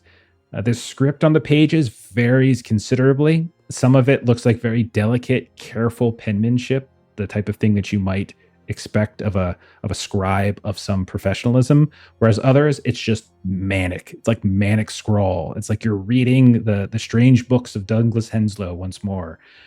Okay. And there's also... But she's read Savitri's as well. So is it Savitri's handwriting? No, like in the margins, or the actual book? This is the actual book. There's no, Okay. you don't see any, she doesn't look like she's put any, if she put annotations in that book, that would horrify me personally, but that's fine. Okay. So and interspersed are all of these various illustrations as well, like, and they're chaotic and they're hideous to look at in some cases. The first 9 volumes 1 to 9, look to all be published by a company called Matterhorn Press of Highgate. It's in London. And it was edited, organized, or corrected by someone by the name of Percy Smallbean. That seems to be the names associated with it. Volumes 10 to 12, however, do not look anything like volumes 1 to 9. They are mismatched. You can see, compared to the other volumes, they look totally different. But not only that, they also kind of look different from each other. And even like chapter to chapter, page to page looks different. In some cases, the binding looks like stuff has been replaced. The centering of text, it all looks in some ways particularly haphazard. I think we did this test before, but if you want, did you remember getting to it? Yeah, so we did cover it kind of like the end of what I call season 1. So Okay. I did learn that it's a series of books from the 19th century. There's like 10 through 11 were like very rare urban legend almost books. Right. I have the editors, Percy Smallbean, Matterhorn Press. The reviewer alluded to some publisher of a memoir of some sort of ghost club of Cambridge University. Cambridge, yeah. Cambridge, yeah. And then my spelling in this was trash because I was trying to type too fast. Someone reviewed it and called it a torrent of drivel. Okay. I don't remember who. You got that right. It doesn't. That's not. There is no note for that. That's Yeah, what I was that's just not going to give you. That's what I was going to give you, a history test. And I'm sorry, you actually don't get a sand test. It's just straight sand loss. There's no test involved. Okay. How much am I losing? I'll tell you one sec. 3. You also lose Oof. 3 points of sand. All right. Okay. However, you will. Well, I'll get to that in a sec. So it takes about. What's your education at? My education is Pretty 80. high. Yeah, so it's going to take you to get through all of the volumes, to skim them. It's going to take about a week. So Okay. skimming through them, it is a fragmented stream of conscious narrative that seems to be coming through here, that seems to be drawn, if you can trust the text, from the god Gla'aki's thoughts and dreams.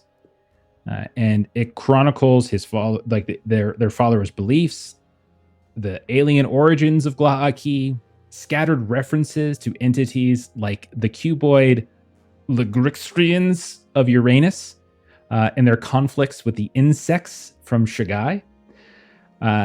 It also has details that are very erratic. There's really not a whole lot of organizational logic to this, and it's often moving between these cryptic, vague, sort of broad descriptions and narrations. And then suddenly you're reading a page that has these disturbingly vivid recountings of rituals and histories, as if told from like a first-hand perspective of someone with your kind of ability to describe, like, this happened. I have a perfect understanding, a perfect memory of it. And a bunch of different places, it seems as if the text has been possibly translated poorly. It's hard to tell. Because it does have the cadence and the syntax of a mistranslation. You're not sure what language it was translated from. There's no indication of what that might be, but it certainly seems to come across in odd ways. The syntax at times seems utterly alien to you. Like, it just makes no sense with how these words, these sentences, these thoughts are constructed. The grammar itself seems erratic. Like, you can tell that there is, like, you're a keen mind. You can tell that there is structure to it. It's not some like terrible writers, like a freshman writing a paper for you and has no idea what they're doing. This, like, there is logic to this. It's just beyond you. You do feel like, I would say, you get like the big thing you get from skimming over is this sort of general, or at least basic understanding, like in a theological way, more than anything, of how the cult viewed Gla'aki, like the followers of Gla'aki have worshipped, and it kind of revolves around this belief that Gla'aki is a bringer of revelation and doom, and there's really like nothing about anything practical from it. It's all just about revelation and doom. You will gain +2 in occult, so you can tick your occult skill up 2. And you also are fairly certain that if you spent more time trying to unpack that strange alien syntax, you think there's more here. Not just more knowledge of Gla'aki in the theology of Gla'aki's followers, but there describes like some kind of ritual in here. It's hard to pinpoint exactly the effect of it, but you know it has something to do with communication. In some ways, it seems like the followers were trying to figure out some form of some process with which they can communicate with their god. There are other things in here too, as well. There's others, talks about flesh and fascination. The details are murky, and until you're able to really start to parse the language and find a pattern, with time, you might be able to get there, though. Okay. Right?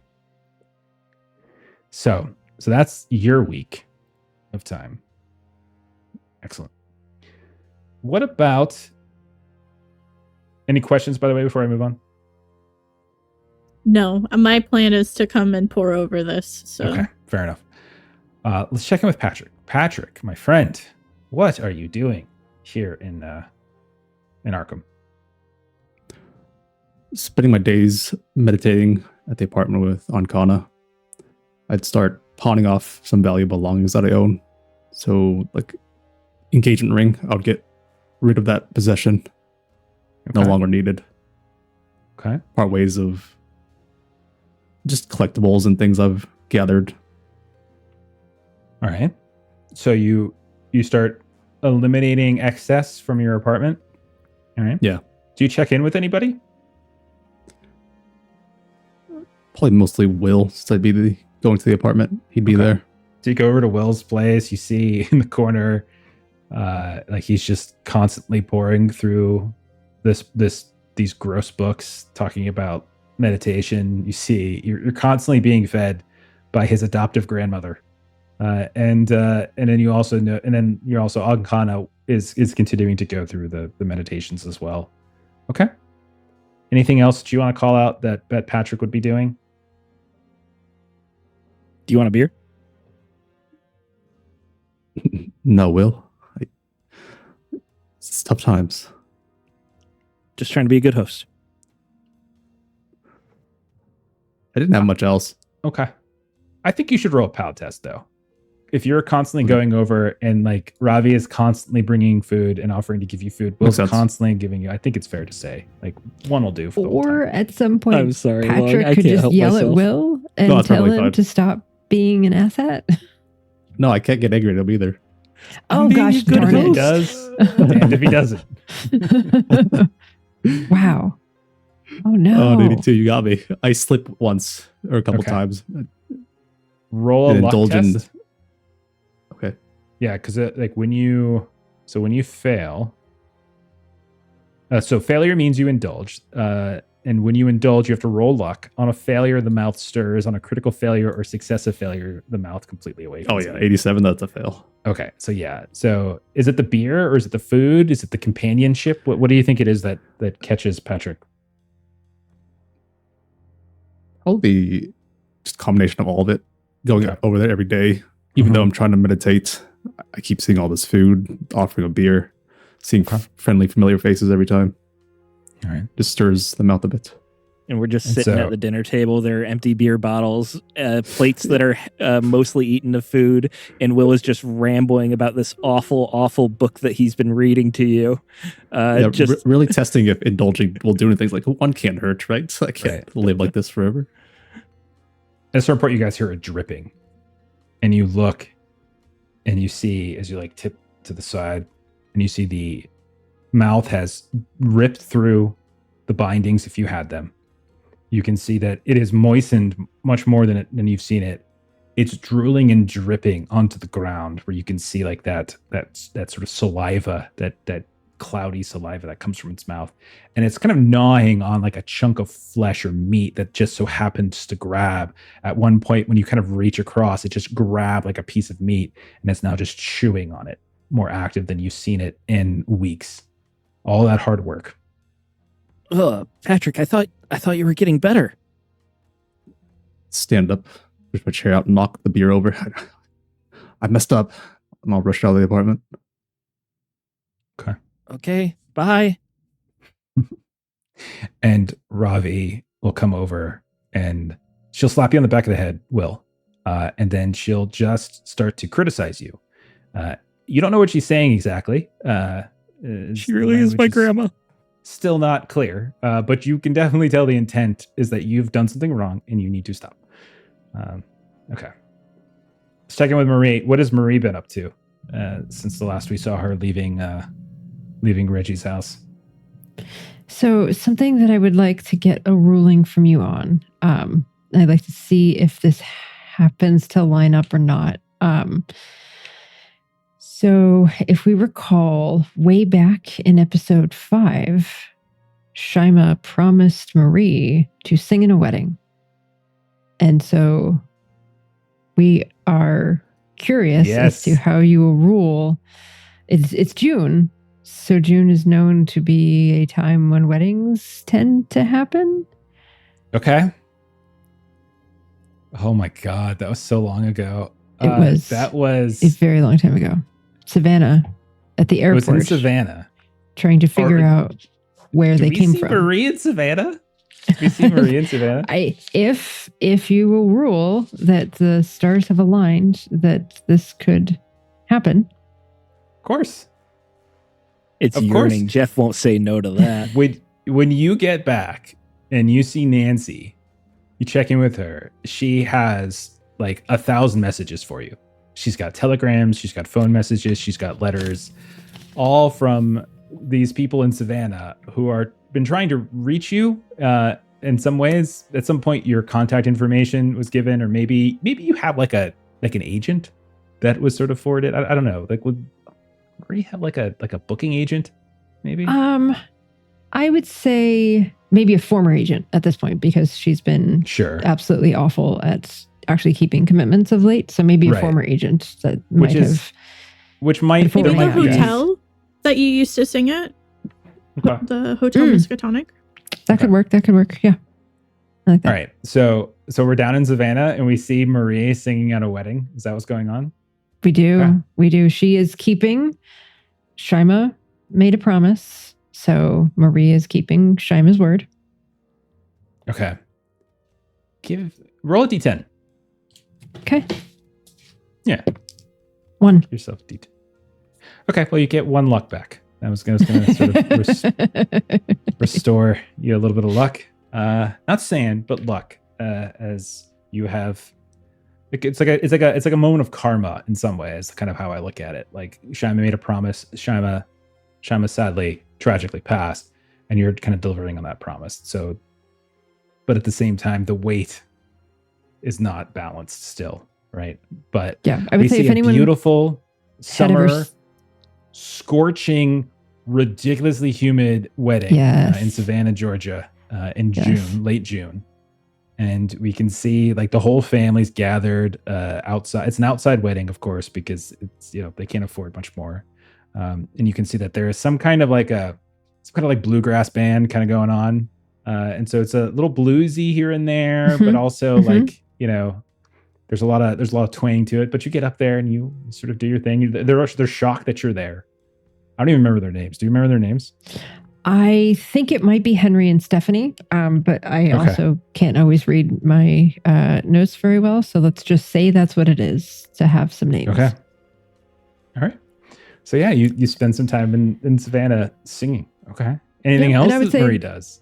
That anyone who'd seen Marie perform would notice that her heart isn't in it as much, but sort of as like she starts off, she's here to do a job, and they've decided that their wedding song is the Wedding of Mr. and Mrs. Swing, which is apparently a popular wedding song about that time frame. But definitely kind of by the end of the evening and seeing, all of these happy people and all of that, she definitely indulges in her vice, which is drinking. So she does the job that she is there to do, but definitely gets very intoxicated, like by the end of the reception. Okay. Fair enough. What about back in Arkham? Are there any other things that you were looking to do, Marie? I would say probably the biggest thing that she would do is she would pull out the letter that she had stolen from Mr. Oberon that was addressed to Shyma. Okay. All right. I have something to share with you then. Let me see. Right. I'll share it with all of you since it'll eventually come around to all of you. There's Yay, both a handout. fancy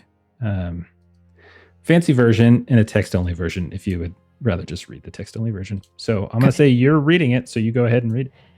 Okay. So Merida, Yucatan, March 7th, 1937. My dear Shyma, it feels like a long time since I last saw you in Mexico City, though it has only been a few months.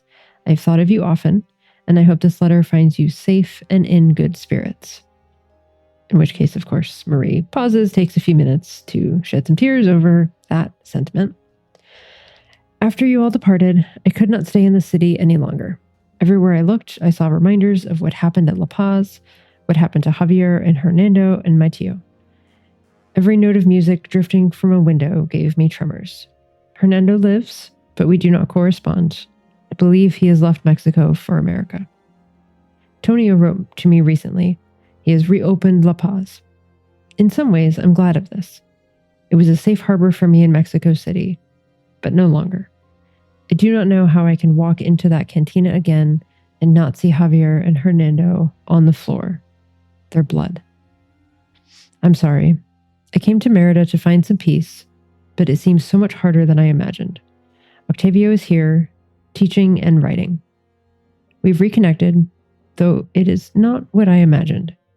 He's restless, already dreaming of other cities and other causes. He longs for Madrid, for Paris.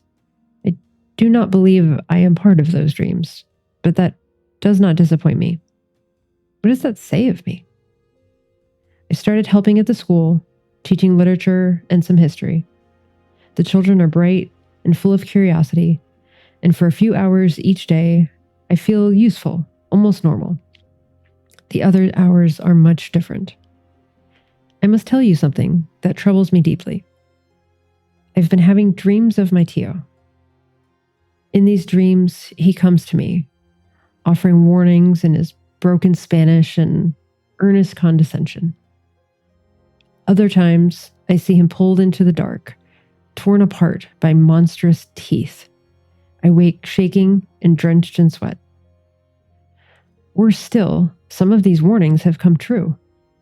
He spoke of a storm, and several days later, one nearly carried away the roof of our school. Another time, he warned of fire, and the next day, a cafe kitchen burst into flames. Octavio sees inspiration for his writing, but that is not what I see. These are not coincidences. I know you understand what I mean. I still wonder what really happened to him that night at the hacienda. I remember the look in your eyes when I asked. I do not blame you, amiga. There are things too terrible to speak aloud. But now these dreams follow me, and I feel as though he is asking me to understand something I cannot see. Or maybe they are only signs that I have stayed in Merida too long. I do not know. I hope you will write when you can. It would bring me comfort to hear from you, to hear about your studies and your adventures. Give Ms. Wynne and Dr. Key my best, and forward my congratulations to Mr. Price and his bride. I hope 1937 has brought all of you joy. Con amor. Linda Alcatruz. That is brutal. Okay. Oh, Do you read this after leaving his house, or do you read this after Savannah? Did you forget about it maybe for a bit and on your way back, on the train, maybe back up to I would say the latter. Arkham? Okay. Yeah. Because I think she was just in panic of, oh my gosh, the wedding and just the travel and everything. And so this is on the way back. Okay. So you get back, and in that time, Will and Bev have been reading considerably. You check in with them once or twice. There's a oddness to each of them, like a mania, perhaps, that kind of takes over a bit as they seem somewhat obsessed. You check in with Patrick at some point, and it seems there's been a little bit of a slip as he's struggling a little bit more. The mouth is a little noisier. And we'll say at some point, you all, maybe just before the 4th of July, you all meet up again at the Hotel Miskatonic. You're brought into the familiar room as Janet Winston Rogers, as you recall, has essentially taken up residence here. And she no longer stays in her father's home. She stays here. You see the familiar Mr. Walnuts, who you can tell is very sad. And him and Frank Kearns are commiserating. You hear them telling stories as you walk up. You can see the two of them chatting, and you hear Eddie Walnuts is saying, "So I go into the hangar, and I pull the gun out, I put it right to her head. She turns around, doesn't even flinch. What kind of person doesn't flip?" And then they look over and they see you, and you can tell that they were both kind of. And they look at Will, and then they just, yeah, well, anyway, it's a shame. All right. Good to see all of you. Miss Wynn, got the key. Mr. Price, Will, and like he turns and he opens up the door, and you see that kind of conference room that has become her office, and you go inside, and shortly thereafter, Winston Rogers, like Janet, will come out, and she's in her full state as she always is, extremely well, always looking like she's going to a business meeting or a ball, or both.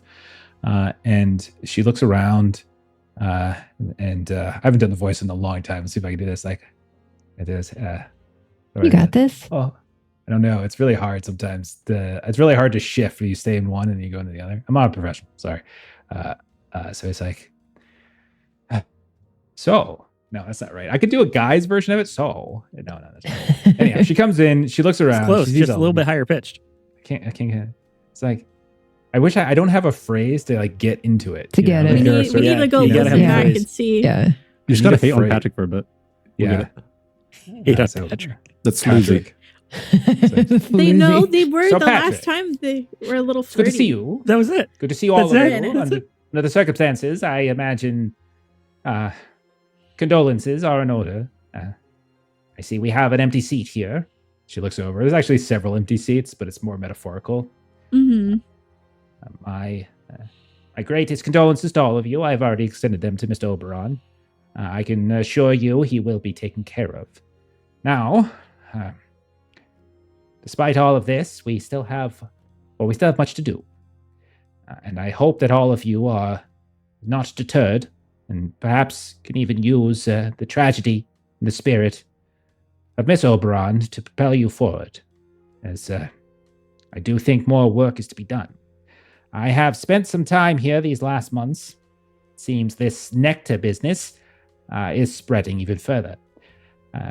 The lumberyard here seems to be a source of a very young but up-and-coming group of distributors. Don't worry, Mr. Walnuts will take care of it as best he can. We are currently trying to round up those who are most responsible and see if we can get to the bottom of where they're getting their supply. Hopefully we'll have some more information from you, for you, next time we see you. That being said, I am very curious to hear what your plans are for the future, how long you plan to stay here, and what you think the next best course of action is. She kind of looks around, waits. Well, when we had discussed previously whether we were going to go to Merida or we were going to follow Professor Ayers, and now that we have completed that task, Merida seems back on our list of things to do. And in fact, and so she'll produce a letter, Shyma had actually received this communication from Pastor Wood's niece, who is now currently in Merida. So as happenstance, if that is what we are going to do, we have a contact currently staying there. And what do you hope to accomplish here in Merida? It's a lovely city, so I hear. I haven't been there myself, but I hear it's very young and very vibrant. I don't know how much we'd be in the city. We would be hiking out to a dig site, and basically making sure that there's no cult activity at the dig site. Are you sure that the four of you are up to another physical trek? I know Mr. Sawyer seems to have some level of knowledge of the desert, but there is no desert in the Yucatan. You're dealing with jungle, as far as I understand it. That is what Mr. Kearns has told me. Are all of you fit and ready for another pass? Ma'am, you pay me to be honest with you, and I will be honest with you. I believe all of us are fit, but some of us are a bit compromised. And I think we've learned just how increasingly dangerous these expeditions have been we could use some additional help. Shyma will be a loss that is hard to replace, but I think we would be better with 5 instead of 4. Do you now? Well, point of order, Mr. Sawyer. I don't pay you to be honest. I pay you to be effective. Now, certainly you have not, kept up your end of the bargain. I, however, have continued to pay you, so at some point when you can become effective, perhaps we can revisit this conversation. 4 will suffice for now. I don't want to put any other good people in your certainly incapable hands. Now, Frank Kearns will be with you. He can support you as best he can. But he is no young man, so he's not going to be traipsing out into the jungles with you. I'm sure you'll be able to hire some perfectly suitable guide there in Yucatan. We will certainly do our Understood. best. And every week that we stay here in respite is another week that all of these cults all around the world are continuing their nefarious plans. Of course. My question for you is, what is it you're hoping to uncover here in there? I'm sorry, Dr. Key, you said it was a dig site. What is it that you're thinking you're going to uncover? So, as we have gone from place to place, in my reports that I've detailed to you, usually there's been some sort of large mouth. That's, in California. It was at I believe it was the Henslow estate, or do I have that flip-flopped? California was at Echeveria's. Okay, yeah. It was at Echeverria in his basement. Trammell, technically, I should say. Trammell, there we go, that's the word. And then the other one in Bangkok, I didn't get to see it, but I believe it was underneath the fighting ring. And then the one in Mexico. Very pity you weren't able to verify that such a mouth, as you call it, existed. Or exists. I did hear it consuming things, but I just visible sight of it, but I do believe it is there. And then in Mexico, and she kind of trails off because Pastor did fall into that one. Yes. But we need to determine if there's a new one in Mexico at this dig site. We went to the Horn of Africa in hopes of looking at the dig site there near Delul, but that one was covered from a volcanic eruption, so we were unable to get into there at all. But if rumors are to believe, or if reports from the locals are to be believed, there was a large calcified mouth within that dig site, or temple, or whatever you want to call it. So we just need to determine what god is this, and then put a stop to it. Figure out how to destroy these mouths. We learned about how to deny them, and she kind of motions towards Patrick. Excess, does anything that brings pleasure, if you avoid it, it basically starves them, and they calcify and they die. But if you even indulge even a little bit, it will come back with a vengeance. And we need to find if is there another way we could stop that, and how much is this indulgence of nectar feeding this thing, this entity that's essentially, from what we've gathered, trying to enter our world. And if they are truly a bringer of destruction, this is far beyond just trying to stop some nectar. Well, if you put it that way, Dr. Key, I certainly understand your desires. I understand. Yes, if this is what you think the best course of action is, I pay you to make these sorts of decisions. It makes no sense to hire experts and then discard their judgment. So, if you believe this is the best way forward to learn more about what this organization seeks to accomplish, then so be it. That will certainly be. Anyhow, she kind of trails off. You can see like she's sort of frazzled. I am not comfortable at this point hiring additional, bringing anyone in yet. We are still learning the ways of Mr. Sawyer here. I will tell Mr. Kearns that he will need to be on at greater disposal to you. That will have to be sufficient for now.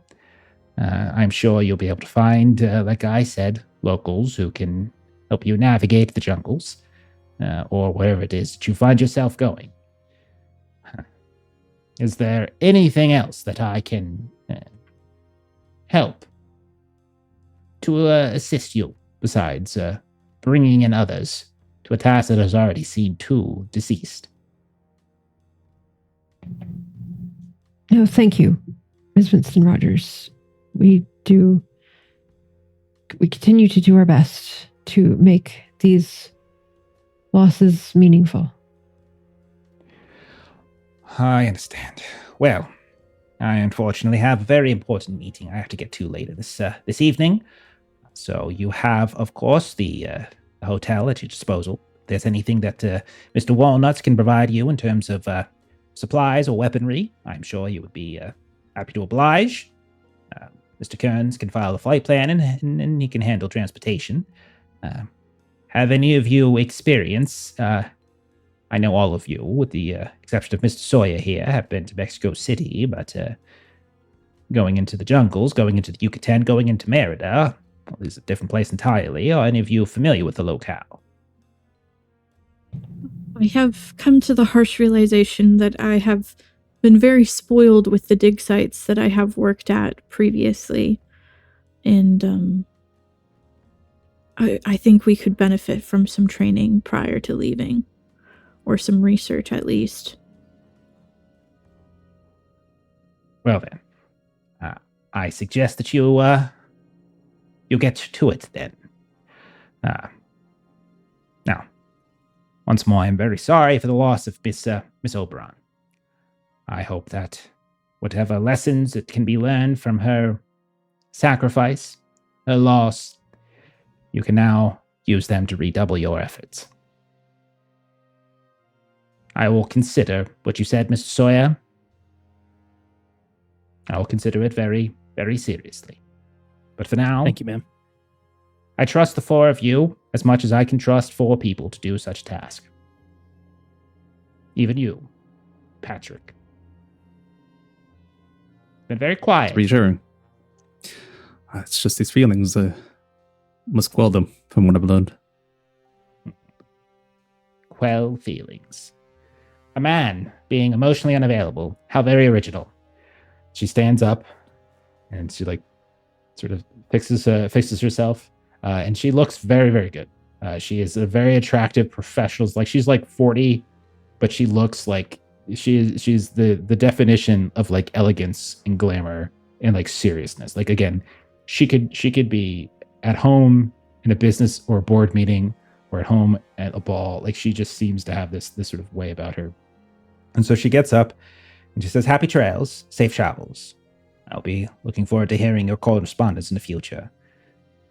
And then she departs. Okay. So with that in mind, you guys do want to go to Merida next. That is confirmed? Yes. Okay. Yes. Yes, All right. absolutely. Okay. Is there anything that you wanted to do prior to leaving Arkham? Further reading, further research, focused research, anything like that you would want to do. Now is the time to do it, and then we'll say we take off. What do you think?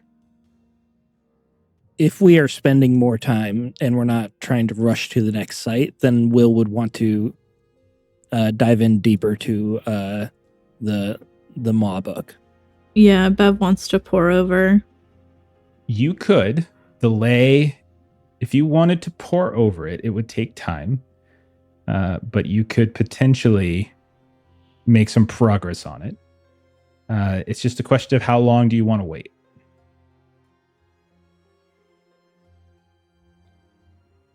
How do you guys feel? How long's the pouring over stuff? It would take longer than skimming. So double check. Roughly a month.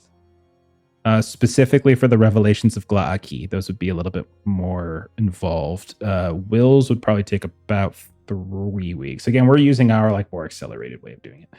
Yeah.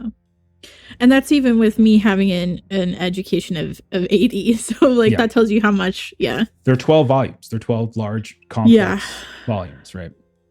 Let me pose this question.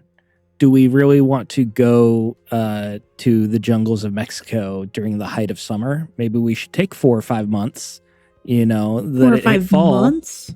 and then, then it'll be a nice No. chill. We were just in a lot of heat. This is not this. The things that we are doing are not for our comfort. The things that we are doing to save the lives of those around the world. If there's, I am not the learned type. Reading these books is not a thing for me to do. So your timetable is whatever information you think we need for this leg of our trip. But I will not enjoy the sweat and the humidity any more than you. But we do not need to wait more and more months. Would you guys I be would willing? just like to point out that Savannah was a dry heat. Mexico is going to be very humid, which is very, very different. I grew up in Chicago. Not Savannah. I understand Sahara. humidity. Sahara. Perhaps your temperament cannot take humidity, but we are doing this not for ourselves. Just throwing it out there. Would you and Patrick maybe want to like spend some time studying like the jungle location to try and help make our like trek through there easier? So do the two of you definitely want to take a month to do a deep dive into these books? I'm either or. If no one wants to spend that much time, I'm fine passing. Like Marie would honestly, she's the best thing that she has in terms of fighting is firearms.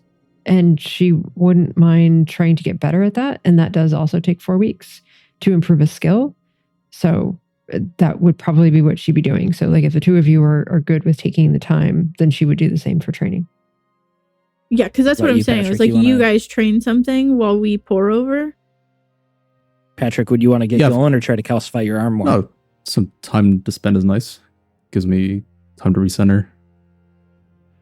Okay, so another month then. Okay, so we'll say then that you guys learn like Will's point about going to, in the middle of the hottest summer.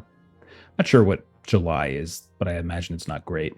But we'll say you spend the month of July, and we can even say like some of the time that we've already described, like Marie going down to Savannah and everything like that. I'm fine to sort of gloss over that. So Will and Bev, you're spending your time poring over the 2 texts that you've read so far, correct? Okay. Correct. Correct. Patrick and Marie, are you doing anything? Are there specific tasks that you want to do? Did you want to look into the Yucatan some more? Like, what do you want to do? It seems like they're sending Kearns with us. He's got knowledge potentially that we can siphon from him. Okay. I mean, he's been all over. The guy's traveled all over, but he's not necessarily, but he's a pilot. So like, it's not like he's ever, kind of hiked through the jungle before, but he can certainly help you. If you wanted to do research into the Yucatan, there are a series of tests that I could potentially get. Library used to be the first one because you're trying to find information. And then there could be a series of other ones depending upon how you do on that. So it's really a library use test because that means literally trying to find some information about it. Because it's unlikely you're just going to randomly find somebody on the street who's been to Merida, who has been to Yucatan, etc. So it's more of a go to the library, see what you can find. Okay. You want to do that? It's only 20. Yeah, might as well. Okay. Do a bit of something. All right. We do have audience bits if you want to use some of those to increase this. It sounds like it's under 50. I'd also say is unlike what Will and Bev are doing, this doesn't take forever, but the fact that you are taking the time to do this, like you could literally be sending weeks doing this, so you could take a bonus die to this. It's fine with me. I would give you a bonus die for this. I'll take the bonus. Yeah.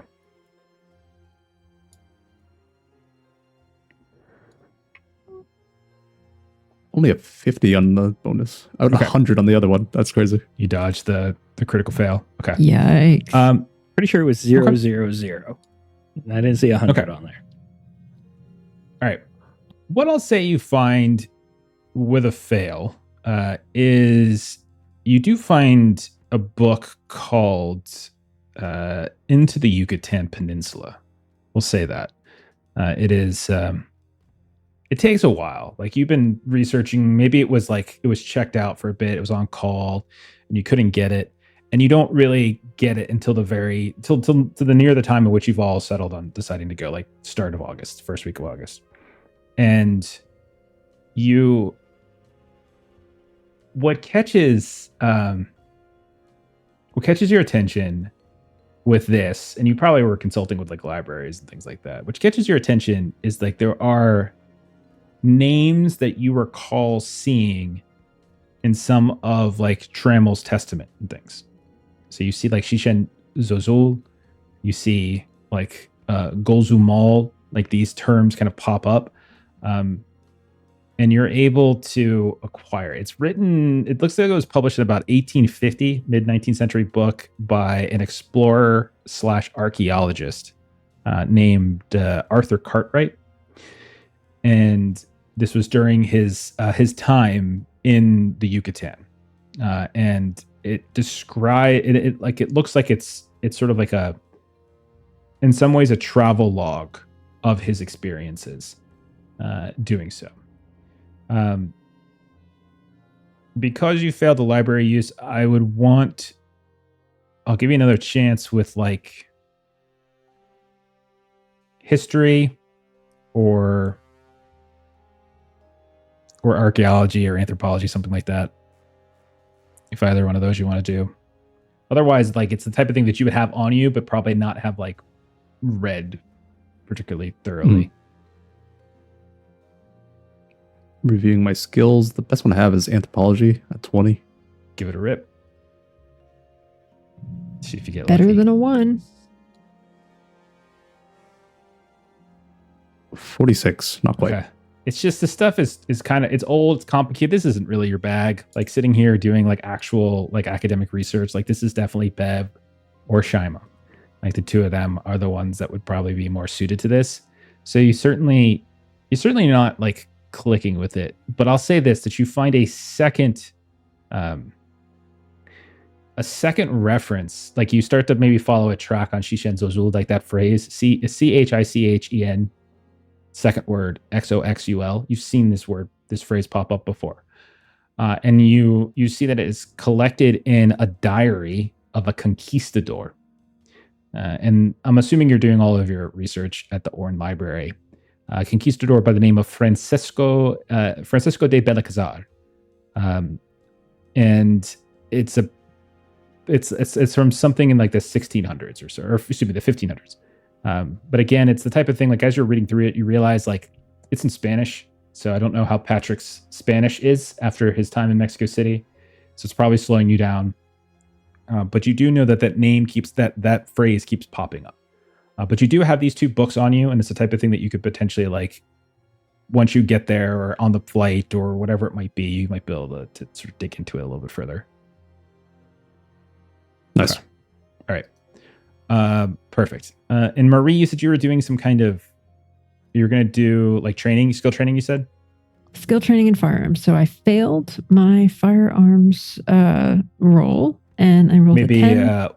Maybe Mr. Walnuts tries to give you a hand as he Perfect. knows a thing or two about firearms. Okay. All right. But you failed?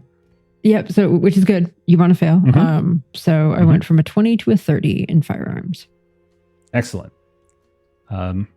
So like while you're training, maybe he's just like, I always told Shyma that she should just quit it with that whole like fisticuffs thing. Like, what's the point in like getting up close to a person and like just shoot them? You just go bam, just like that. They can never get up to you. I would agree, though. It really was something to watch when her fist made contact with someone. She did some damage. Yeah, that's certainly what I hear for sure. No doubt. Absolutely. I guess when you get to be my age, it's just, the fights takes so long to recover from. You get a little bit of you pulled muscle here, pulled muscle there, that kind of thing. But anyhow, oh, you got one. And like we'll say, like we see like a picture of like the two of you over by like the hangar, like in the airport, and there's like a stack of like cans up on a fence nearby, and you're just kind of firing into the I'm still only a 30, so I'm still not hitting too many of those cans. I like it. Okay, and then Will and Bev, you were looking to pour over. All right. Okay. Bev, let's start with you. I have yours up. Oh God. Bev, you lose 10 points of sanity. Holy fuck. Wow. Okay. So I'm gonna stop there. Put the book down. You begin. It's 2d6. I rolled 2 5s. Ooh. Okay, so you get back to it. The clock is ticking. Okay. We see like the calendar on the wall, etc. And you start doing like intensive study, and you start to realize like there is a level of profoundness in here that you probably didn't quite glean the first time through. It came across too much like the ravings of sort of lunatics who were following some cult god, but now it's like you can see there's a strange insightfulness to it despite all of it. You realize that it's a cult that is obsessed with the concept of the metaphysical, and so you can see that it delves into like Gla'aki's alien nature, and you realize like alien doesn't just mean like different. It means this is an entity. At least they believe this to be an entity of something cosmic. And you realize as you start digging into volume 12 is that there is some sort of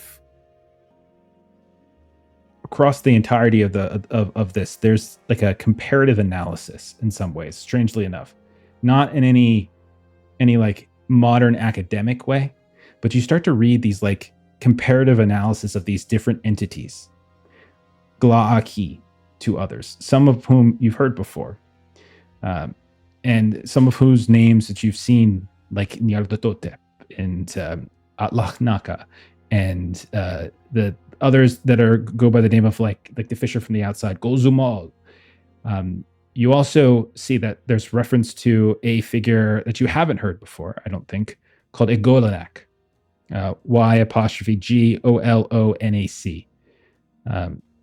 And the study, like what the volumes seem to do, is like literally comparing these sort of different cosmic entities, the frameworks of these cults in some ways, and you realize like those who wrote this, or those that were documented as being believers, were trying to elevate and compare and suggest that their reverence of Gla'aki was superior in many ways to these other names.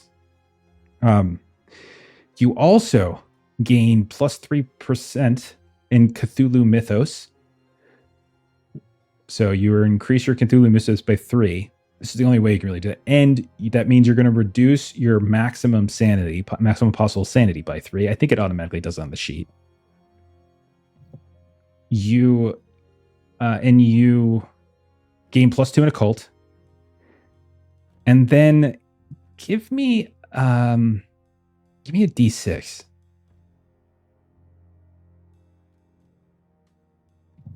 It's funny that it reduces max sand because like Bev is like so far away from her max sand. Mm-hmm. He's never getting that back.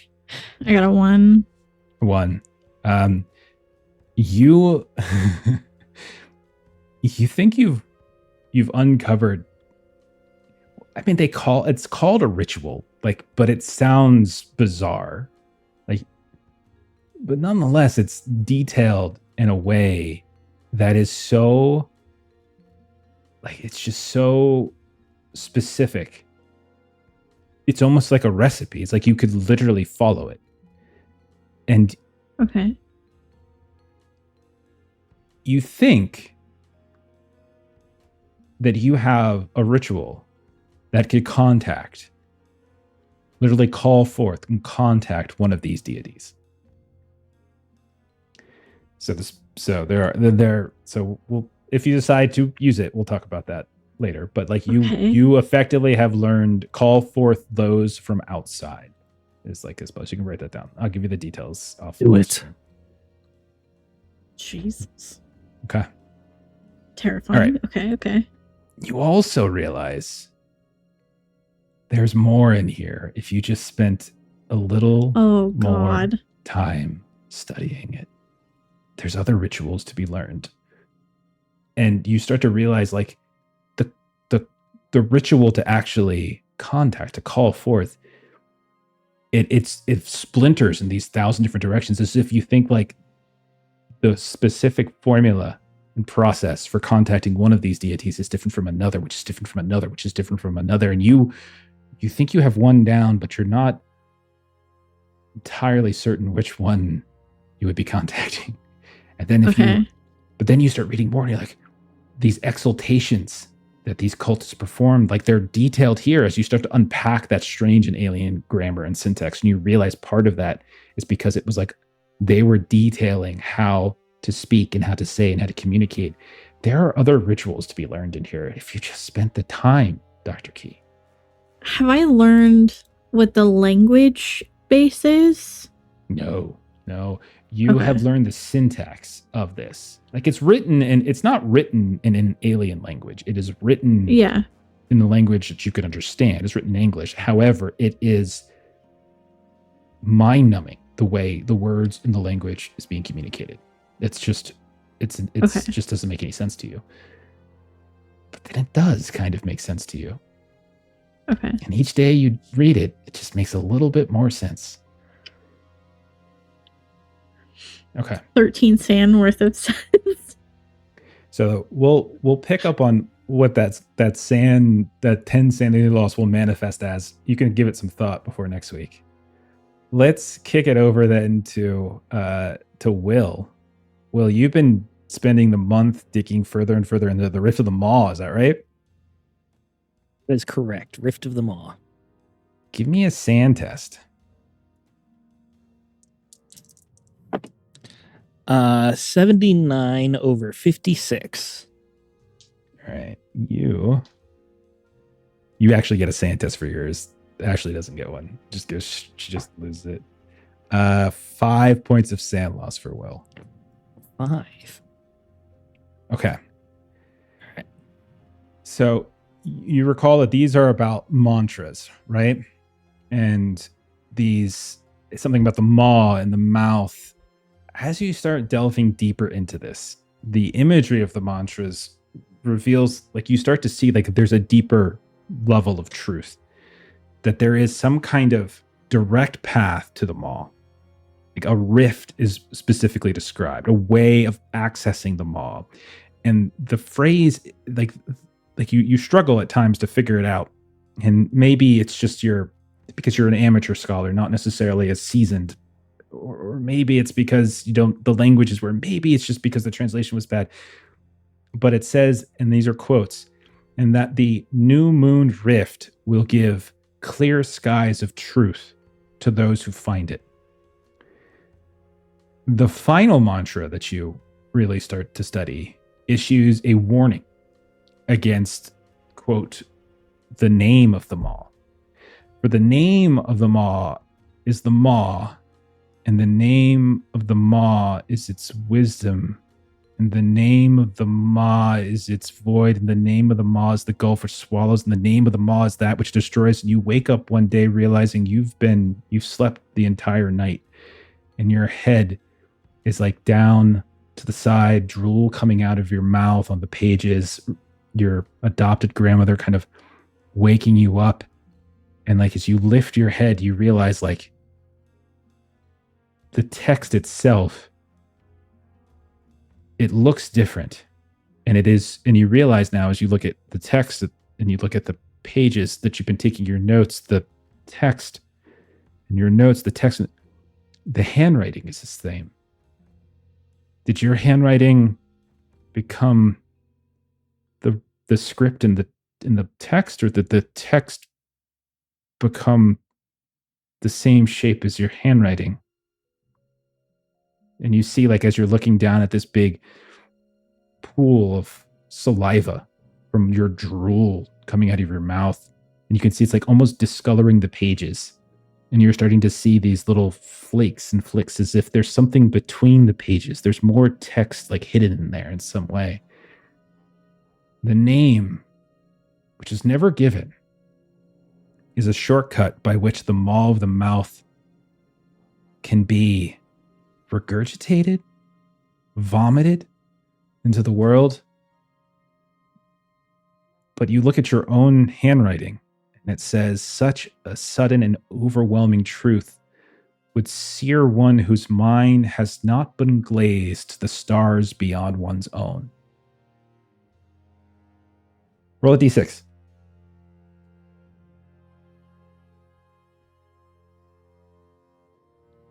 Four. You gain +4 in the occult skill. And you should write this next thing down in your notes. You gain +10% to any investigative ability. Anything you try to do at any point, no matter what the skill is, that's involved with investigating, or not just investigating, that is involved in any way, shape, or form with the maw of the mouth, which is something that you continue to write and write and write in all of your notes. That's awesome. Could you do me a favor and read that first mantra back to me? New moon rift will give clear skies of warning, was it? New moon rift will give clear skies of truth to those who Of find truth. Okay. it. So new moon rift and clear skies of truth are like the quoted parts. I'm filling in the rest with context. Thank you. Okay. All right. So, as we see you all preparing, we see Marie shooting her guns. We see Patrick, as we don't normally see him, in the library, trying his best he can to collect books on the Yucatan. Seeing things that seem important, but not having access to Bev or Shyma anymore to help contextualize, but still taking these things so that you can when you have the time. Every time you've reached out to Bev, the phone rings and rings and rings. She doesn't answer. Will, you've stopped by his place from time to time, and strangely, like, he has stopped offering you beers, and he has stopped offering you food, and he seems obsessed to some degree with what he's been reading. We fade out of there, and we see like the screen will like pop up, kind of classic, and we see like a completely different city from Arkham. The warm, muggy days, the late summer days of Arkham, they start to go away. Whoops. And we see, put her in the wrong place. There she goes. And we see, like, as we come up, we see like the familiar sprawl of like Mexico City. It's night, and we see, like, we hear the sounds of the various cantinas here and there, kind of playing. Kind of, we move past La Paz, and we can see La Paz, despite the terrible things it suffered, nonetheless has some kind of audience. And then we cut to a very dark room, and we hear the sound of keys, like, and as if we're on the other side of a door, and like someone is trying to fit a key into a lock. And then you hear the sound of the door turning, and then the door opens, and we see a bit of light starts to cut inside. We hear a man like whistling and flips a light switch. We see he's got like a bag of groceries that he sets on his counter. He starts to unpack it. And as he unpacks it, we get a good look at his face, and we recognize Gonchi del Toro. And there he is, like, pulling this out and pulling that out. And you see he takes this very large tomato out, and he gives it a big whiff. Oh, you're going to be tasty. And then he kind of like cackles a bit. He's very proud of himself. And then as he's kind of turning a bit, his head shifts and he's like setting stuff elsewhere. Like as his head moves, we can see the back and deeper into his apartment. And we can see a small table near a window.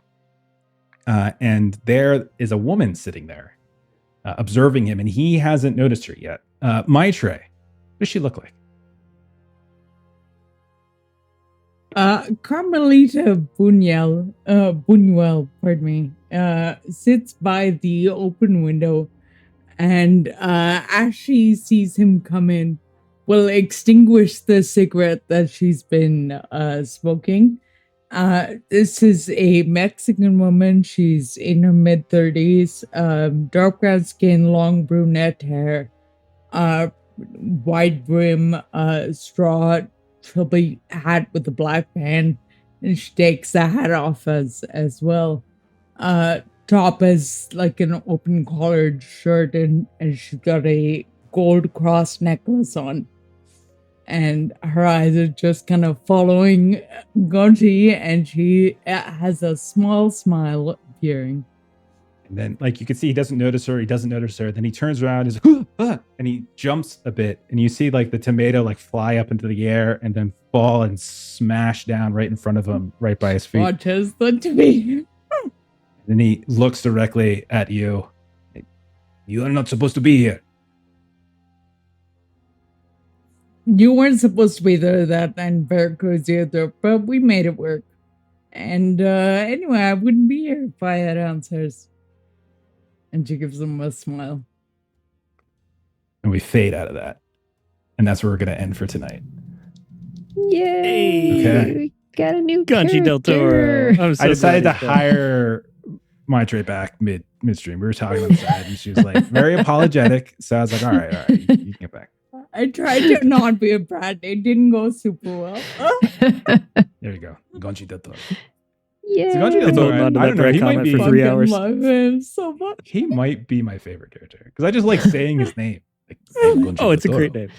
We gotta Yeah, like, update it's the the best. website and add Gomchi Gomchi. to your favorite. It's just so funny. Like I love saying that name.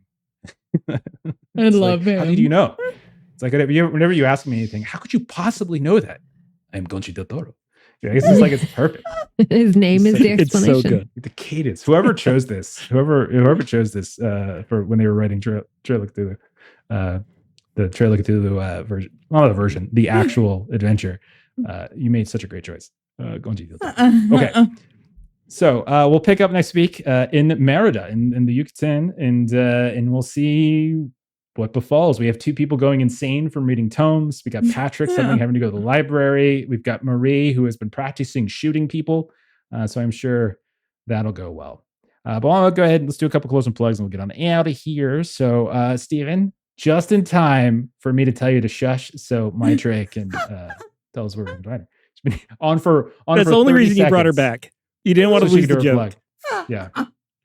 Go ahead, Maitreyi. I am onto plays games on YouTube where I'm system agnostic or multi-system tabletop content that you should check out if you feel like checking out. Fantastic. And Steven, why don't you tell us a little bit about what you have going on? Yeah, I make system specific and single system content. The system is called Huckleberry. It's a Weird West action horror game. It's a lot of fun. You should check it out. We've got gameplay of it on the YouTube channel. We just dropped a 28-page update that's free to everyone who already has the book. And we have another big update coming. This will be our 4th big update. So giant updates that are coming to completely free for everyone who has the book because I'm great at business. So feel free to support it. All the information's at huckleberryrpg.com.